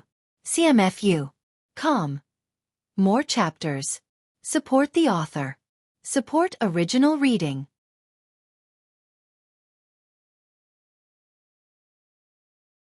Chapter 448. The old Qin master sat calmly on the large rock and then smiled. The smile of an old man always appeared calm and warm. It was as if he had long shed all of his intense emotions. There was only the calmness of understanding the affairs of the world. He wore a quilt and an overcoat. He appeared a bit bloated. However, the old man's body was unusually tall and sturdy, so he did not appear cumbersome. Don't worry too much. The old man held his hands behind his back and stood in front of the snow-soaked vegetable patch. He raised his head slightly and used his already murky eyes to look at the winter moon that occasionally pierced through the night clouds. A glimmer of a dominance that had not been seen in a long time rose on his old face. Qin Heng had only learned of the arrangements in the valley last night. Other than being filled with shock, he did not know why his father would suddenly attack Fan Xian. As the successor of this generation of the Qin family, logically speaking, he could not accept it no matter what. The family had suddenly provoked such a difficult enemy as Fan Xian for no reason. However, he did not object. He believed that his father must have had his reasons for making such arrangements. Furthermore, he was a son, the son of a military family. He was used to receiving his father's orders with a military attitude. In the Qin family, the old man was the marshal. Everyone else was a general below him. As for orders, they could only accept them. There was no need to explain. Qin Heng was also a clever man. He knew why his father was not worried after the defeat in the valley. Fan Xian had too many enemies in court. It seemed that no matter which side, they could all try to kill him before Fan Xian returned to the capital. Of all the powers, the Qin family was the least likely to act. Even Qin Heng himself did not understand why his father wanted to kill Fan Xian, much less the people in court responsible for investigating. Furthermore, his family was the Qin family. Even if the emperor suspected something in the end, without a shred of evidence, he could not punish him. Of the 5 stops of the Qin family's army, the Qin family took one stop, and the Yi family took another, the old man slowly said. If you were an emperor, would you allow such a phenomenon? Qin Heng was silent and lowered his head to look at the muddy ground in front of his feet. But His Majesty will allow it because His Majesty has great ambitions. He has quietly waited for more than a decade just to wait for the baldy in the north and the idiot in the east to die, or grow old. So he allows our Qin and Yi families to temporarily preserve it. Because in the future when we conquer the world, we need soldiers to charge and kill. The old man smiled and said, "Your father was also known as a famous general in the past, but I'm already old now. The famous generals of the present day are led by Northern Qi Shang Shanhu." The Qing kingdom still has the great prince in Xueqi. Although Yi Zhong is much younger than me, he has been in charge of the Jingdo garrison for many years, and has long lost the fierceness of the past. But no one thought that the most powerful general in the world was not anyone else, but His Majesty. Qin Heng remained silent, but in his heart, he was very certain of this. He was also a soldier. Just like all the soldiers in the Qing kingdom, he had a respect and admiration for the emperor, who had always lived deep in the inner palace. Although the emperor had not led troops for more than a decade, history had long proven that the 3 northern expeditions had broken the Wei kingdom, which stretched across the land, into pieces. Although he had never unified the world, the words "using troops like a god" could indeed be used on the emperor. For the Yi family to be able to survive until today. The old man slowly closed his eyes. It is because of Yi Lu Yun, that old thing. Although the Qin family does not have Yi Lu Yun, we are still able to survive until today. Why is that? Qin Heng lowered his head and said, "Because father is here."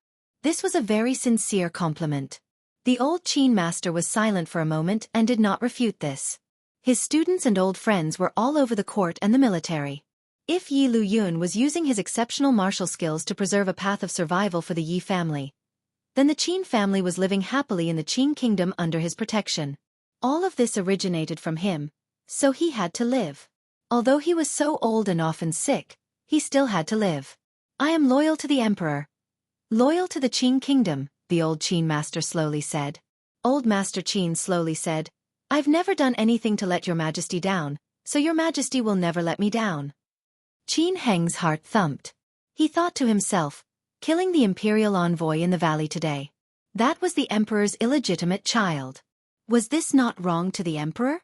It was just that he didn't dare to ask this question.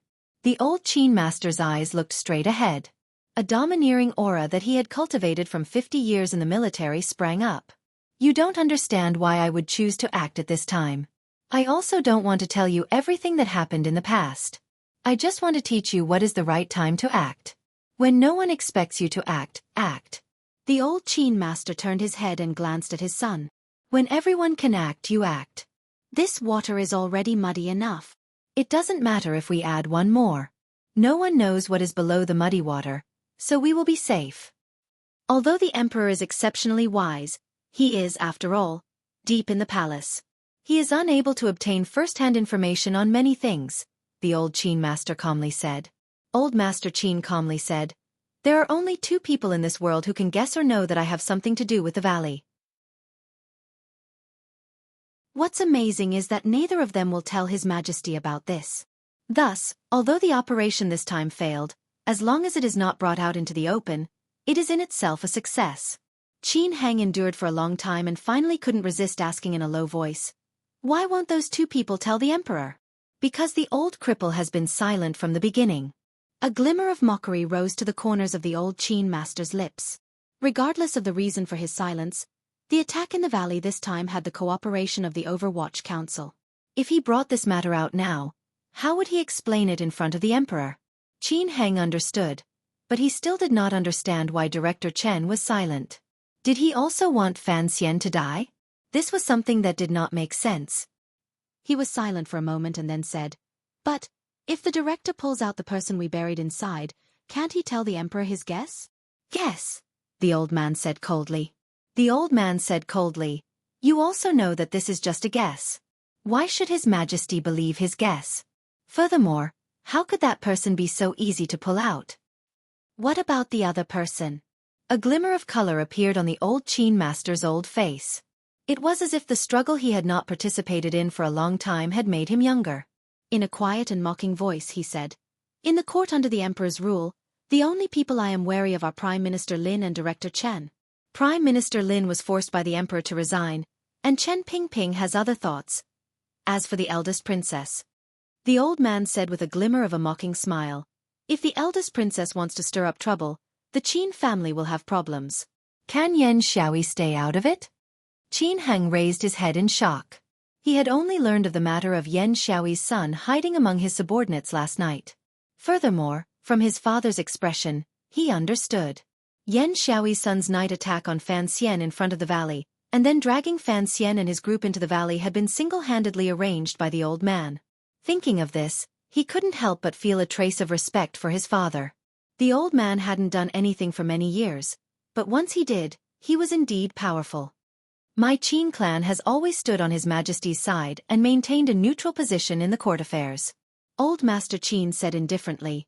Now both sides are dragging us into the water. So be it. I'll also hold them back. Let's stick together and see what we can do in the future. The old man sighed. Qin Heng was thinking in his heart that all of these important figures in the court and the military all had their own thoughts. If they were to band together, then, wouldn't the emperor become a loner? What did you see in front of the Privy Council today? Although the old man already knew about the situation from his own intelligence network, he still wanted to hear it from his son. Qin Heng recounted the situation at the time, focusing on Fan Xian's expression and the bloody man who was too horrible to look at. The bloody man was the only survivor left in the valley. Both of his arms were broken, one of his eyes was blind, and he was seriously injured. He was on the verge of death but could not die. Those are good men in our army. They cannot be insulted by the Overwatch Council. The old man said coldly. Qin Heng knew that the group of people responsible for the killing in the valley were private soldiers that his family had secretly trained at Shao Mountain. They could not be seen on the military roster. Even if Fan Xian had beheaded those 200 people, the Qin family would not have to worry. He hesitated and said, "That general is a strong-willed person." What he meant was that since that person would not betray the Qin family, why risk the danger of having spies exposed to silence them? People in my army can only live standing and cannot live kneeling, the old man faintly said. The old man faintly said, "Letting him die a glorious death is the only compensation I can do at this time." Qin Heng was silent. A patch of winter moon shone down with silver light. It reflected the snow in the Qin manor and shone faintly. The old man coughed and walked toward the inner manor. He said to his son one last time, "In the future, you have to make decisions faster and be more prepared." Qin Heng lowered his head. He knew that his father was talking about the last part of the killing in the valley. He had led the riders of the garrison into the valley, but had been carefully stopped by Fan Xian's backup arrangements. He had been unable to carry out the last risky attempt. He laughed self-deprecatingly. What could he do when he had run into someone who didn't trust anyone like Fan Xian, who was so clever that he didn't trust anyone? Early the next morning, at the back door of Jing Chengzi's manor, just like every morning, a man delivering food arrived. The man respectfully carried the food in, sniffed the air in the manor, and didn't dare say anything. He carefully chatted a bit with the manor's steward, and then hurriedly withdrew. Passing through the small alley to the main street, the man delivering the vegetables raised his head and glanced at the black inscribed board of Jing Chengzi's manor. He rubbed his nose and thought, Sir Yan's family is truly too low-key. Everyone in the neighborhood knew that this manor was bestowed to Sir Yan by the emperor. Sir Yan had long been promoted to a third-rank count. Even Sir Yan Jr. had a title, but this inscribed board had never been changed. The man delivering the vegetables left. The vegetable basket still sat alone in the empty space beside the Yan Manor's kitchen. The housekeeper saw that there was no one around and very naturally stretched out his hand to lift the vegetable basket. It was as if he wanted to see how the portion was today, and if the man delivering the vegetables had skimped on the weight. The portion was sufficient. The housekeeper smiled with satisfaction. He tucked his sleeves into the opening of his jacket to prevent himself from being frozen by the cold winter wind. However, no one noticed that he had already pulled out a strip of bamboo from the top of the vegetable basket. Arriving at the study, the retired head of the 4th Bureau, Yan Ruahai, had already woken up as early as he had every day in the past. He had already washed up and was transcribing a calming essay. The housekeeper respectfully offered tea. He then, intentionally or unintentionally, placed the short strip of bamboo beside the teacup. Yan Ruahai picked up the strip of bamboo and furrowed his brows. His fingers used a little strength to snap it off and take out a small strip of white cloth. He then looked at the writing on it and sank deep into thought. His fingers tapped the surface of the table for a long time. It was as if he was lost in thought. After a long time, the present head of the 4th Bureau, the future successor to the commissioner of the Overwatch Council, Yan Bingyun pushed open the door to the study and walked in. He then turned around and gently closed the door. He sat down opposite his father and accepted the white strip of cloth. Looking at the contents on it, his usually cold brows couldn't help but furrow. That survivor. The Bureau of Military Affairs does not dare to take it. The two sides have fought for half a day. Everyone knows how hot it is. No one dares to put it in their own yamen. They are terrified that if this person suddenly died, the commissioner would go crazy, Yan Bingyun said worriedly. Even if I can think of a way to silence that person, what if Sir Fan Jr. finds out? Yan Ruohai sighed and said, since the old man has come to our door, this matter has to be done. Yan Bingyun looked at his father and also sighed. If, in the future, the commissioner finds out about the attack outside the valley. We clearly knew about it beforehand but didn't ask. Will he tear down our house and behead us father and son? Yan Ruohai was stunned. He looked at his son and sighed once more. His sigh was filled with helplessness as he said, what can I do? We can't not do what the director has ordered. If Sir Fan Jr. wants to kill us, we can only suggest that he first dismantle the wheelchair. Yan Bingyun's usually cold face couldn't help but show a glimmer of annoyance. A moment later he said, when did you come to the Overwatch Council from the military? About 30 years, I think. Yan Ruohai thought of the past and furrowed his brows. Although I wasn't famous in the military, I was secretly the old Qin master's trusted soldier. However, I was buried in the camp and never had much use. Yan Bingyun shook his head and sighed. No wonder the old man trusts you so much. However, father has always been able to reach this position in the Overwatch Council. Presumably, the old man is very proud of the arrangements he made in the past. Yan Ruohai sighed for the third time and said with a not quite there smile on his face. The problem is, before I entered the military, I was already a secret agent of the Overwatch Council. It can only be said that the old Qin master's luck is not very good. Yan Bingyun lowered his head and said, the director is indeed wise and has calculated everything. However, I don't understand. It was clearly something that could have been prevented, so why did he have to watch as these things happened? In Chen Garden on the outskirts of Jingdo, Chen Pingping sat in his wheelchair and yawned. He said to the angry Fei Jie beside him, what are you in such a rush for? You want to kill me so early in the morning? He's your most beloved disciple, but isn't he my most beloved successor? The fire in Fei Jie's eyes burned. Icily he said, what exactly do you want to do? Fan Xian almost died. Chen Pingping muttered a few words and then said in his characteristic sharp voice, why? Of course it's because of this established fact. Everyone says that I'm His Majesty's dog, but in fact, that old man is His Majesty's most loyal dog. Without some real blood, how could the dog owner bear to beat the dog? Chen Pingping clapped his hands, licked his slightly dry lips and said, and I've always been curious. I've driven His Majesty's dogs into the courtyard to bark. His Majesty has become a loner. What can he do? To be continued. If you want to know what happened afterwards, please log on to www.cmfu.com.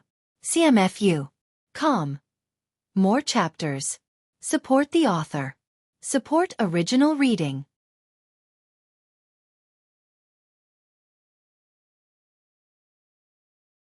Chapter 449. What should I do? The strange light in Fei Jie's eyes grew stronger. His messy hair burned like a flame. Only an idiot would know what to do. However, Director, I must remind you that even if you hide yourself even deeper, you have already implicated so many people. If something happens in the future, the Emperor will always suspect you. Chen Pingping gently patted his knees that were like frozen wood. Raising two fingers, he bent one slightly and said, the situation you're talking about is, if the Emperor wins, then he will suspect me. I have never denied this because the truth is that although I know 99% of the secrets in this world, there is still 1% that I cannot touch. For example, the Emperor's heart. Thus I will choose to sever. If I don't do this, I will not be able to convince him. I will not be able to let that child live happily after the matter. Separation was to be severed with blood and fire. It was to be severed with the truest aura of death. Fei Jie was an old man from back then and had always held a high position in the Overwatch Council. Without question, He was the person in the world who had the clearest grasp of Chen Pingping's true thoughts. Although Fei Jie was still confused about the director's final goal, he immediately understood the word, separation. After many years, would the killing in the valley be like a layer of paper or a piece of cloth, a piece of black cloth? It would cover Chen Pingping's heart and help a certain young person block the burning and suspicious gaze from the person on the dragon chair. What if the emperor loses? This was the question Fei Jie was most worried about. After all, the emperor was Fan Xian's father. If he won, at least Fan Xian, who appeared to be loyal to him, would not have much of a problem.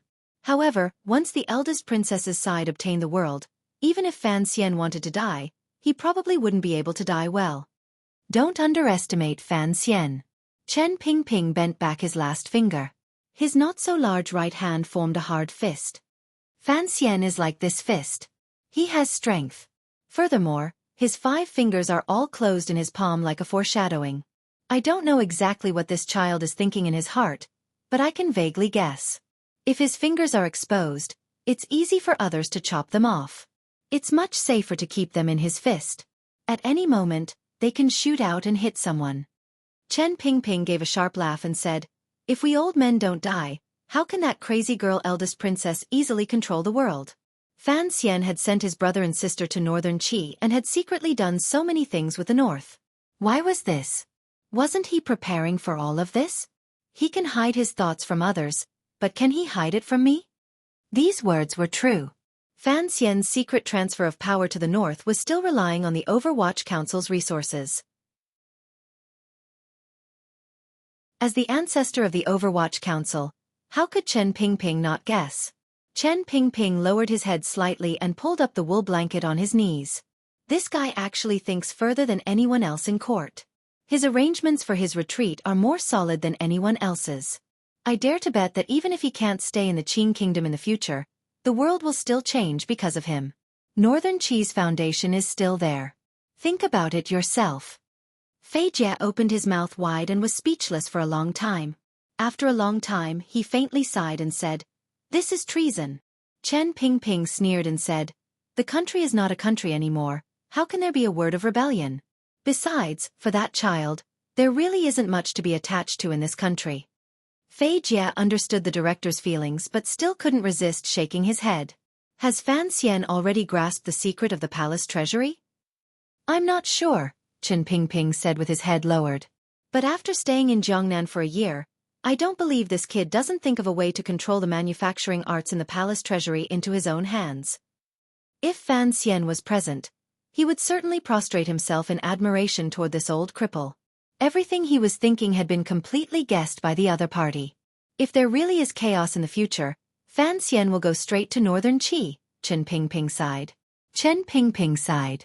Even if the Qing court is extremely displeased, can the eldest princess and the Yi and Qin families destroy northern Qi?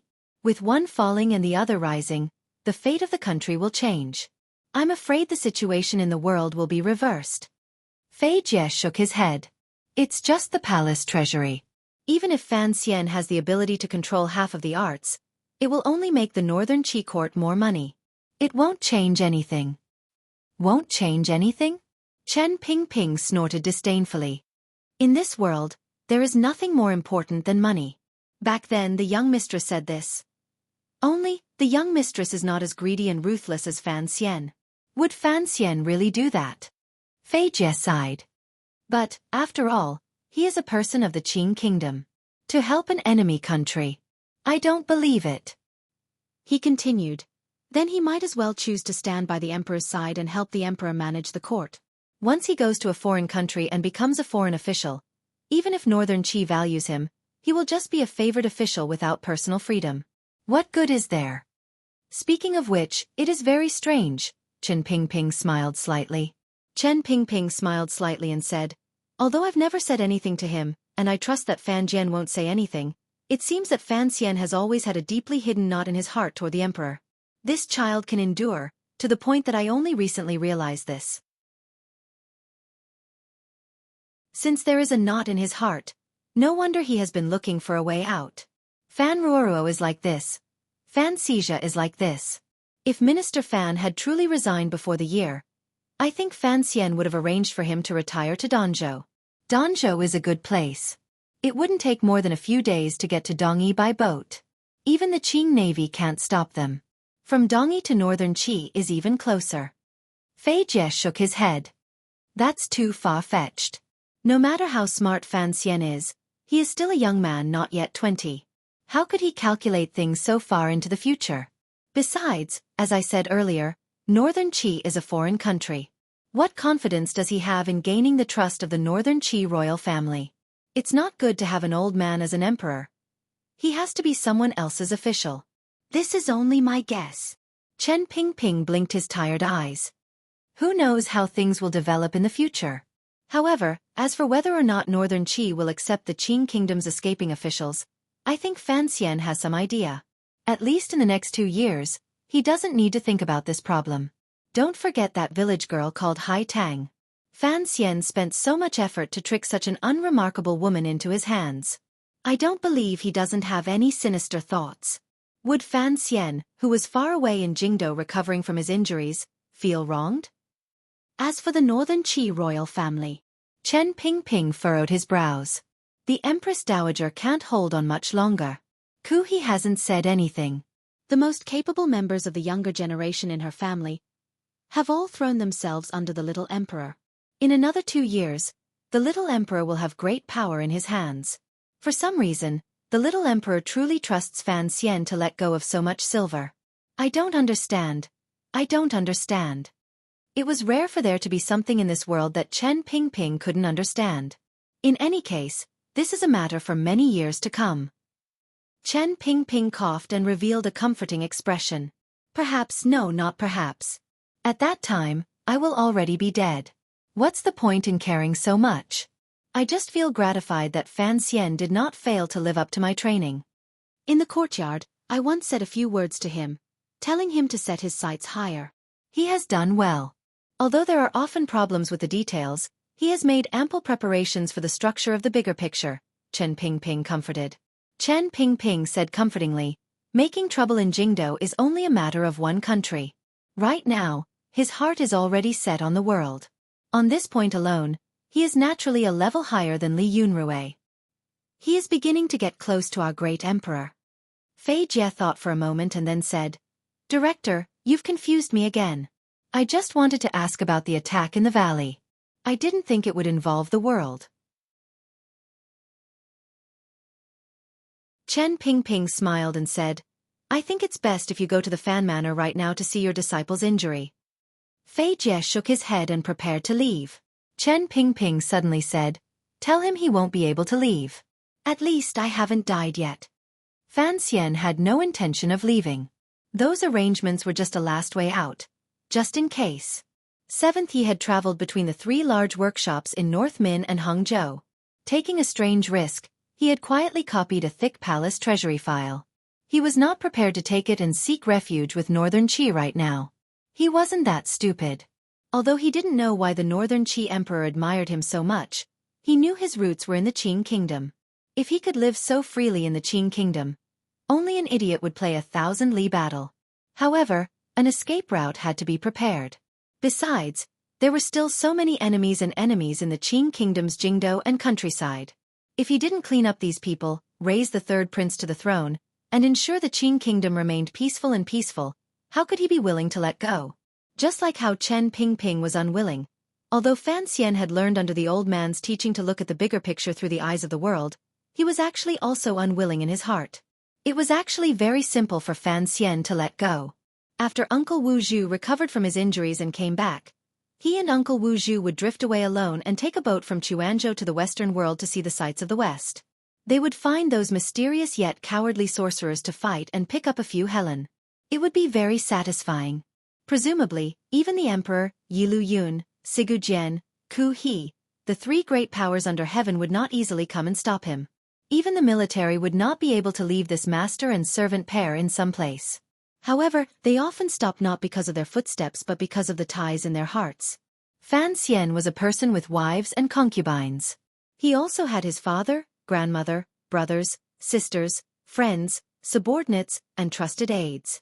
In the Jianghu, one's body was helpless. In reality, in the court, one's body was also helpless. It was impossible for him to easily leave. Thus, Fan Xian chose to stay. He valiantly expanded his power and prepared his path of retreat. At any moment, he was prepared to fight to the death in this difficult and dangerous court against those who dared to harm him.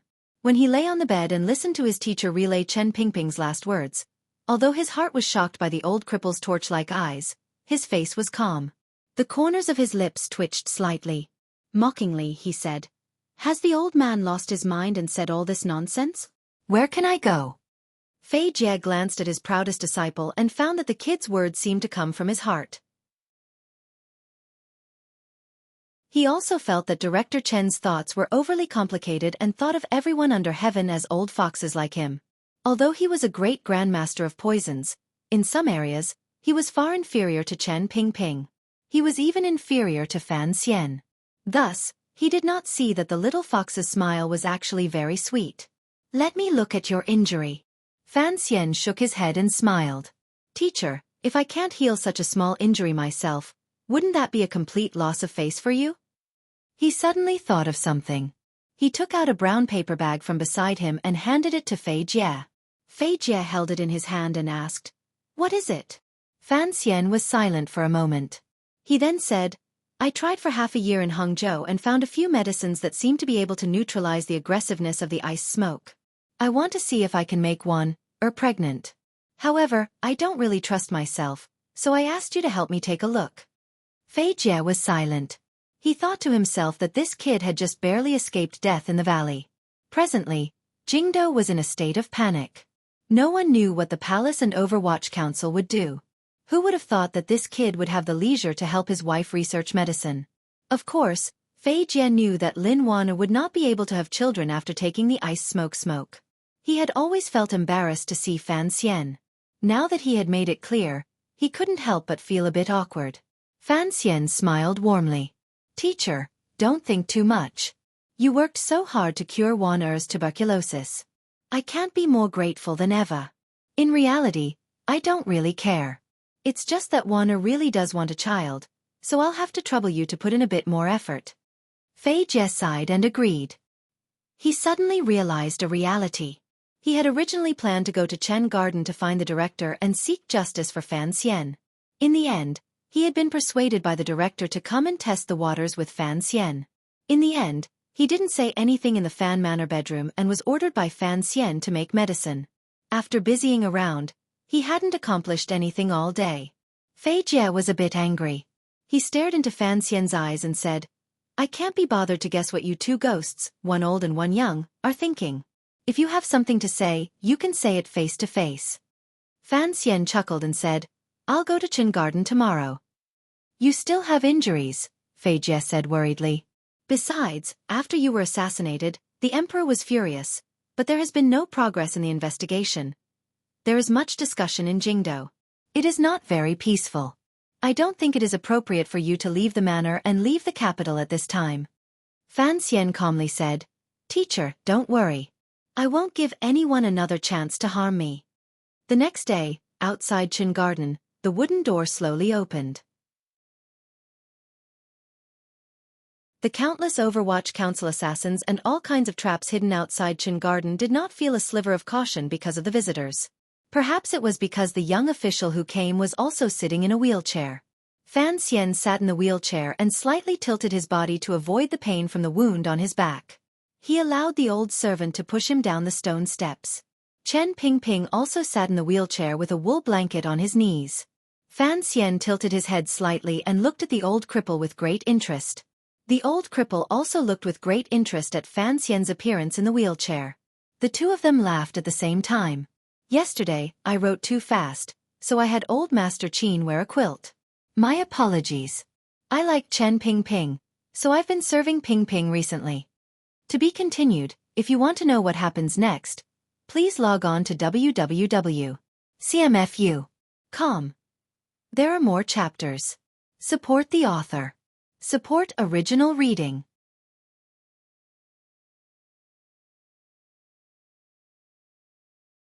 Chapter 450.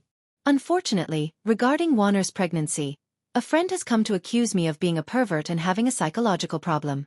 I shrug. If I am a pervert, then I am a pervert. I will not give up on Wanner having a child for the sake of 32 times the risk. Ignoring the fact that Fan Xian's body is perverted, his mind is perverted as well. The problem is, if Wanner does not want to have a child, then she is the real pervert. So, if Fan Xian does not take care of this, his family will never have peace.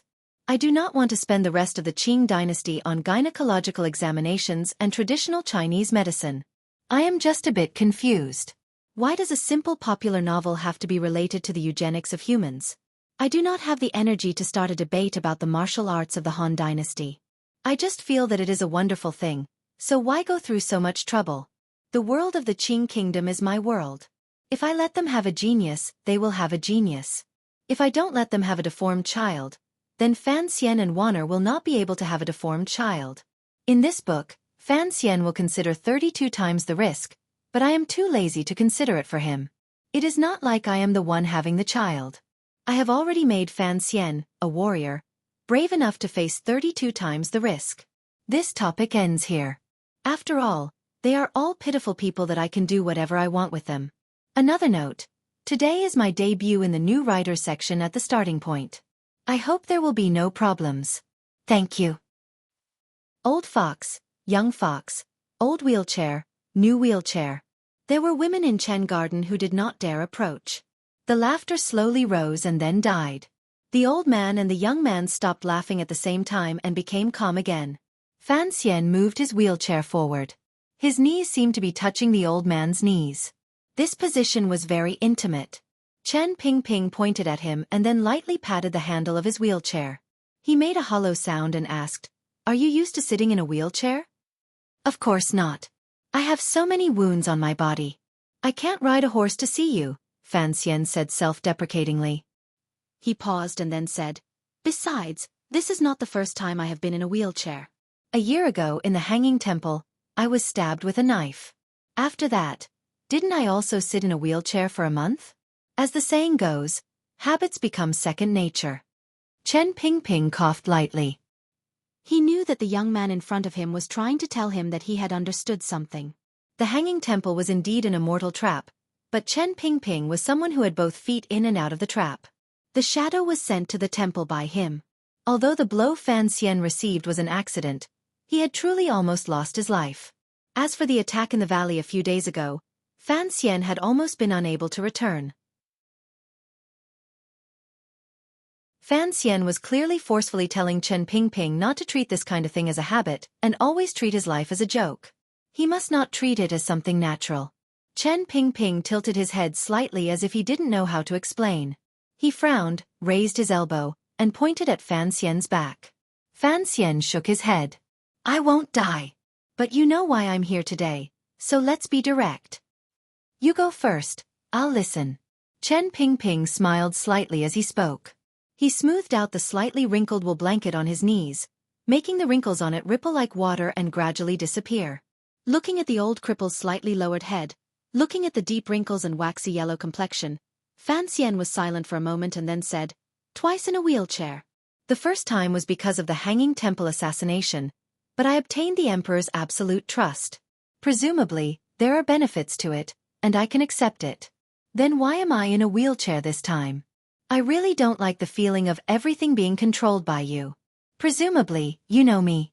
I am most afraid of death, so I want you to know, please don't try to do this kind of thing in the future. I will truly go crazy, and this time, I almost went crazy." Fan Xian extended 2 fingers and stared into Chen Pingping's eyes. Enunciating each word, he said, "It's already happened twice. I don't want it to happen a third time." The cold winter air under the stone steps in Chen Garden was silent for a long time. The Hanging Temple incident was an accident. "You know this," Chen Pingping said lightly. "As for the assassination in the valley this time, it really had nothing to do with me. I'm not an idiot. A trap is only a trap if it can be controlled. At that time, even the city guarding crossbows were moved in the valley. You could lose your life at any moment. If you truly died, even if this matter brought you any benefits, you wouldn't be able to enjoy them. Then it wouldn't be called a trap, it would be called stupidity." Chen Pingping said with a glimmer of mockery, "Do you think I'm a stupid person?" Fan Xian returned his gaze and said with the same mockery, Of course you're not stupid. I'm just afraid that sometimes you're too smart and have too much confidence in me. Chen Pingping's withered old palm on the wool blanket on his knees moved slightly. Immediately after, he smiled slightly and said, "Isn't it a good thing to have confidence in you? I should be one of the few people in the world who understand your strength the best. You've always been good at acting. The number of times you've fought in front of everyone can be counted, particularly after you entered the 9th level. You've only fought with the shadow once. Everyone knows you're an ace, but they don't know how powerful you are. Particularly, they don't know the secrets you're hiding. But I'm different. I know all of this." "You must have let it slip," Fan Xian said darkly.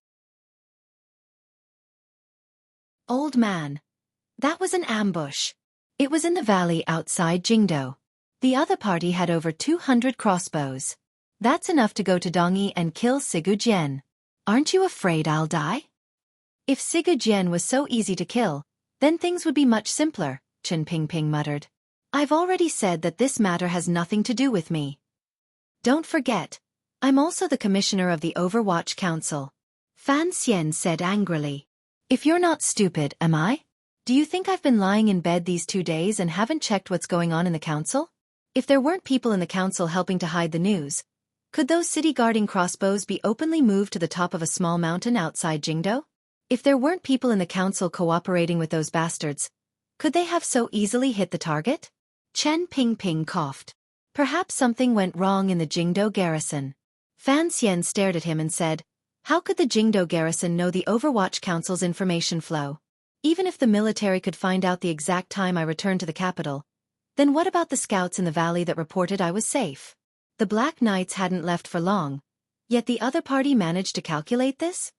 Chen Pingping mockingly said, "Since the other party wanted to kill you, naturally, they had to be fully prepared. If they didn't even consider these details before coming to kill you, they would be too muddle-headed." Fan Xian smiled coldly and said, "Pretend, keep pretending. Even if you didn't send a two-faced crow to secretly help in the valley ambush, during the process of the matter and even after the end, you can't escape the suspicion of indulgence. Who are you? You're the most powerful figure in the Qing court. How could you not have heard any rumors of such a large plan in Jingdo? Why didn't you think to let me know or report? Could it be you also felt that me stealing positions and power in the council every day was an eyesore to you, so you might as well kill me to avoid being annoyed? But don't forget, it was you who begged me to come into this council. It has nothing to do with me." Hearing these words, Chen Pingping finally couldn't resist raising his head and rolling his eyes at him. Furrowing his brows, he scolded, "You brat, you clearly don't think that way in your heart. You also know I don't think that way, yet you insist on saying it. What do you think will happen?" "What can't I do?" Fan Xian straightforwardly cut him off. "You've schemed against me twice and almost caused me to lose my life twice.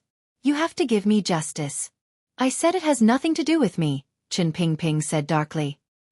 He couldn't be bothered to acknowledge him. Pushing the wheelchair, he followed the bottom of the stone steps toward the garden on the left. An evil fire was burning in Fan Xian's heart. How could he let this old cripple run away like this? His hands pushed hard at his side and he followed. Knowing that the two most powerful figures in the Overwatch Council were going to have a very secretive conversation, Chen Garden had long made the relevant arrangements. The beauties, who usually chattered in the garden and did not even fear the cold wind, were all locked up in their rooms and not allowed to come out. The female servants all hid in this area. The old servant also quietly left after pushing Fan Xian to this place. Thus, there were only Chen Pingping and Fan Xian, the two pitiful people sitting in wheelchairs. Chen Pingping was in front, and Fan Xian was behind. The old man was pushing the wheelchair quickly in front, and Fan Xian was chasing from behind. In a moment, they had made a large circle around the stone steps of the manor. This scene could only be described as comical. To be honest, Chen Pingping really did not want to face Fan Xian, who still had an evil fire in his chest, so he didn't want to talk anymore. He pushed the wheelchair in front. This important figure of the Qing kingdom had been in a wheelchair for many years, so he was more used to it than Fan Xian. Additionally, Fan Xian was heavily injured and had not been well to begin with. After the two wheelchairs made a circle around the manor, Fan Xian had already been left behind by a few chair positions. Fortunately, Chen Pingping could not play wheelchair escape in his own home. He only stopped by a small pond on the right side of the manor. Panting, Fan Xian spun his wheelchair and caught up. He stopped by Chen Pingping's side and turned his head to look. The two of them had made an anti-clockwise circle around the manor, and were about to return to the starting point. It was truly a bit boring. I am a patient, Fan Xian grumbled. Even if my question makes you look bad, it doesn't have to be like this. It's not that I look bad, Chen Pingping suddenly sighed. Chen Pingping suddenly sighed and said, however, if you come to me for justice, I truly don't know how to give it to you. Fan Xian lowered his head and looked at the ice in the pond and the frozen black lotus branches. He couldn't help but furrow his brows. He blew a few breaths of hot mist onto his hands and gently rubbed them as he listened to the old man beside him speak. Don't investigate matters in the council. There is no traitor, Chen Pingping slowly said. I admit, I heard some rumors about the attack in the valley this time. Furthermore, there were indeed people in the council helping that side. Otherwise, it would not have been possible for you to be in such a wretched state. Since you won't let me investigate, presumably that traitor was purposely revealed by you, Fan Xian slowly said. You also know that I was wretched this time, so I don't understand.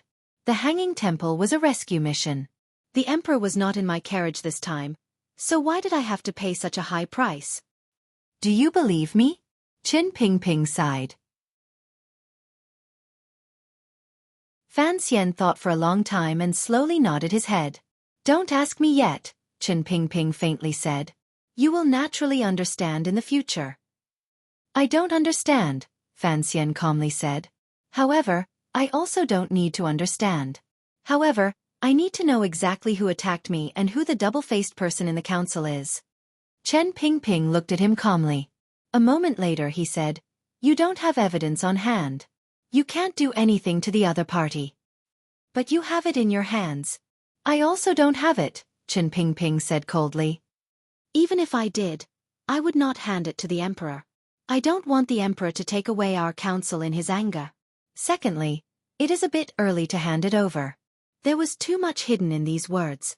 It was enough for Fan Xian to digest for a long time. However, Fan Xian didn't pay much attention to it. He directly asked the main point of the matter. I still want to know who wants to kill me. In Jingdo, other than the people you trust, everyone wants to kill you, Chen Pingping calmly said. As for who the mastermind is this time, I don't think I can hide it from you. I just hope you can be patient and not ruin the big picture. Fan Xian was silent. It's the Qin family, Chen Pingping said lightly. However, even if you go into the palace and hug the Emperor's leg and cry, it will be useless. You don't have evidence, and I can't bear to pull out that chess piece for you to use as evidence. Even if the Emperor suspects the Qin family because of your matter, for the sake of the military, he can't drug the old man just because of a few words from you to vent his anger. Fan Xian couldn't help but shake his head. Chen Pingping glanced at him curiously. You're not surprised at all.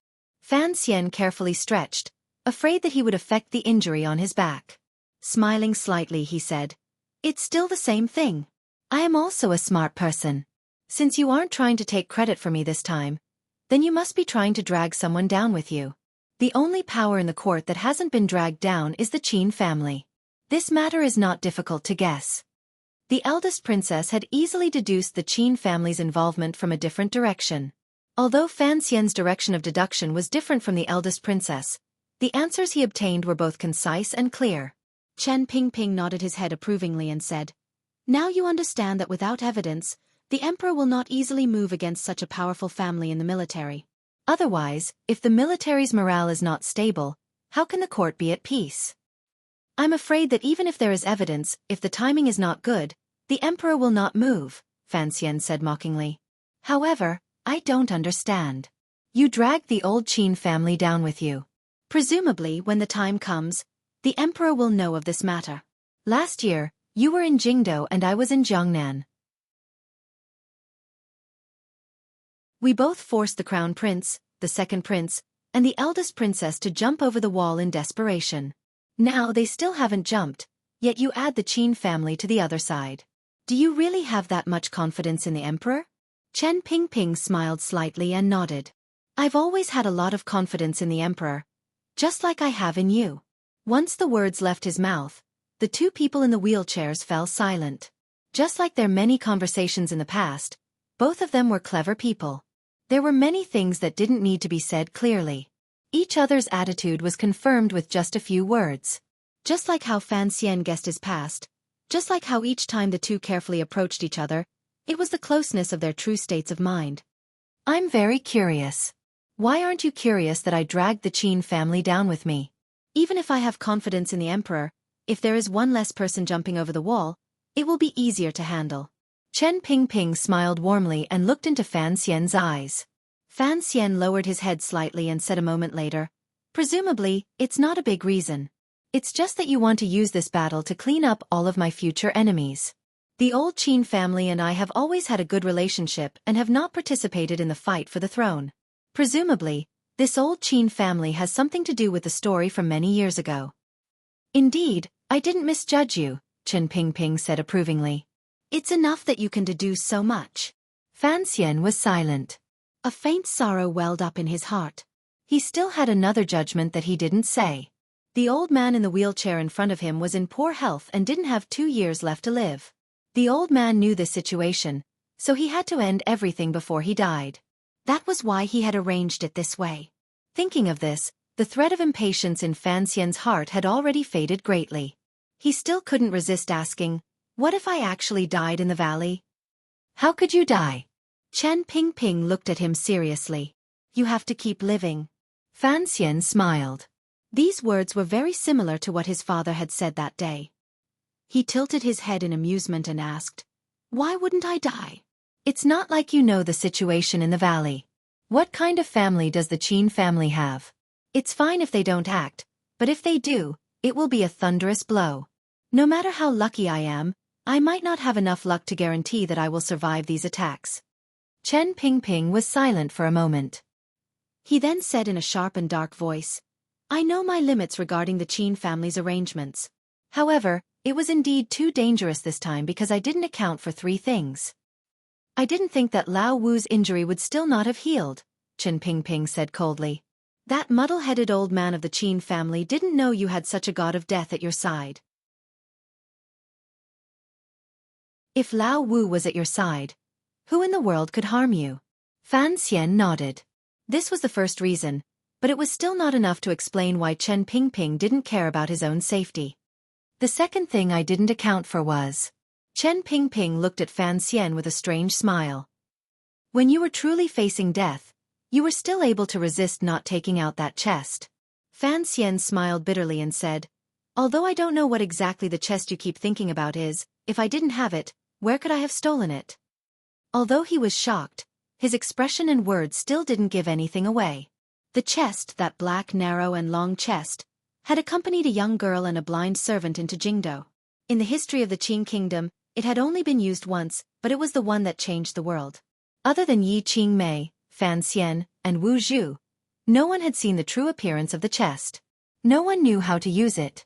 However, the old people who knew the truth behind the deaths of the 2 Qing princes knew the terrifying aspects of the chest. Particularly because they didn't know the specifics, they felt a strange sense of mystery and fear toward the chest.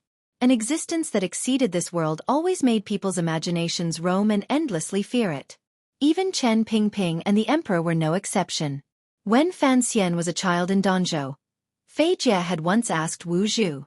When Fan Xian entered the capital, he had faced this question more than once. Chen Pingping still didn't understand. When the attack in the valley had already reached such a dangerous moment, why did Fan Xian still not want to use the chest? As for Fan Xian's nonsense that the chest was not in his hands, someone as ruthless as Chen Pingping would not believe it. To be continued. If you want to know what happened next, please log on to www.qidian.com. More chapters. Support the author. Support original reading. You're tuning in to the Xueqi's Martial Arts Saga YouTube channel. Don't forget to subscribe and join us on this journey to catch the most captivating stories.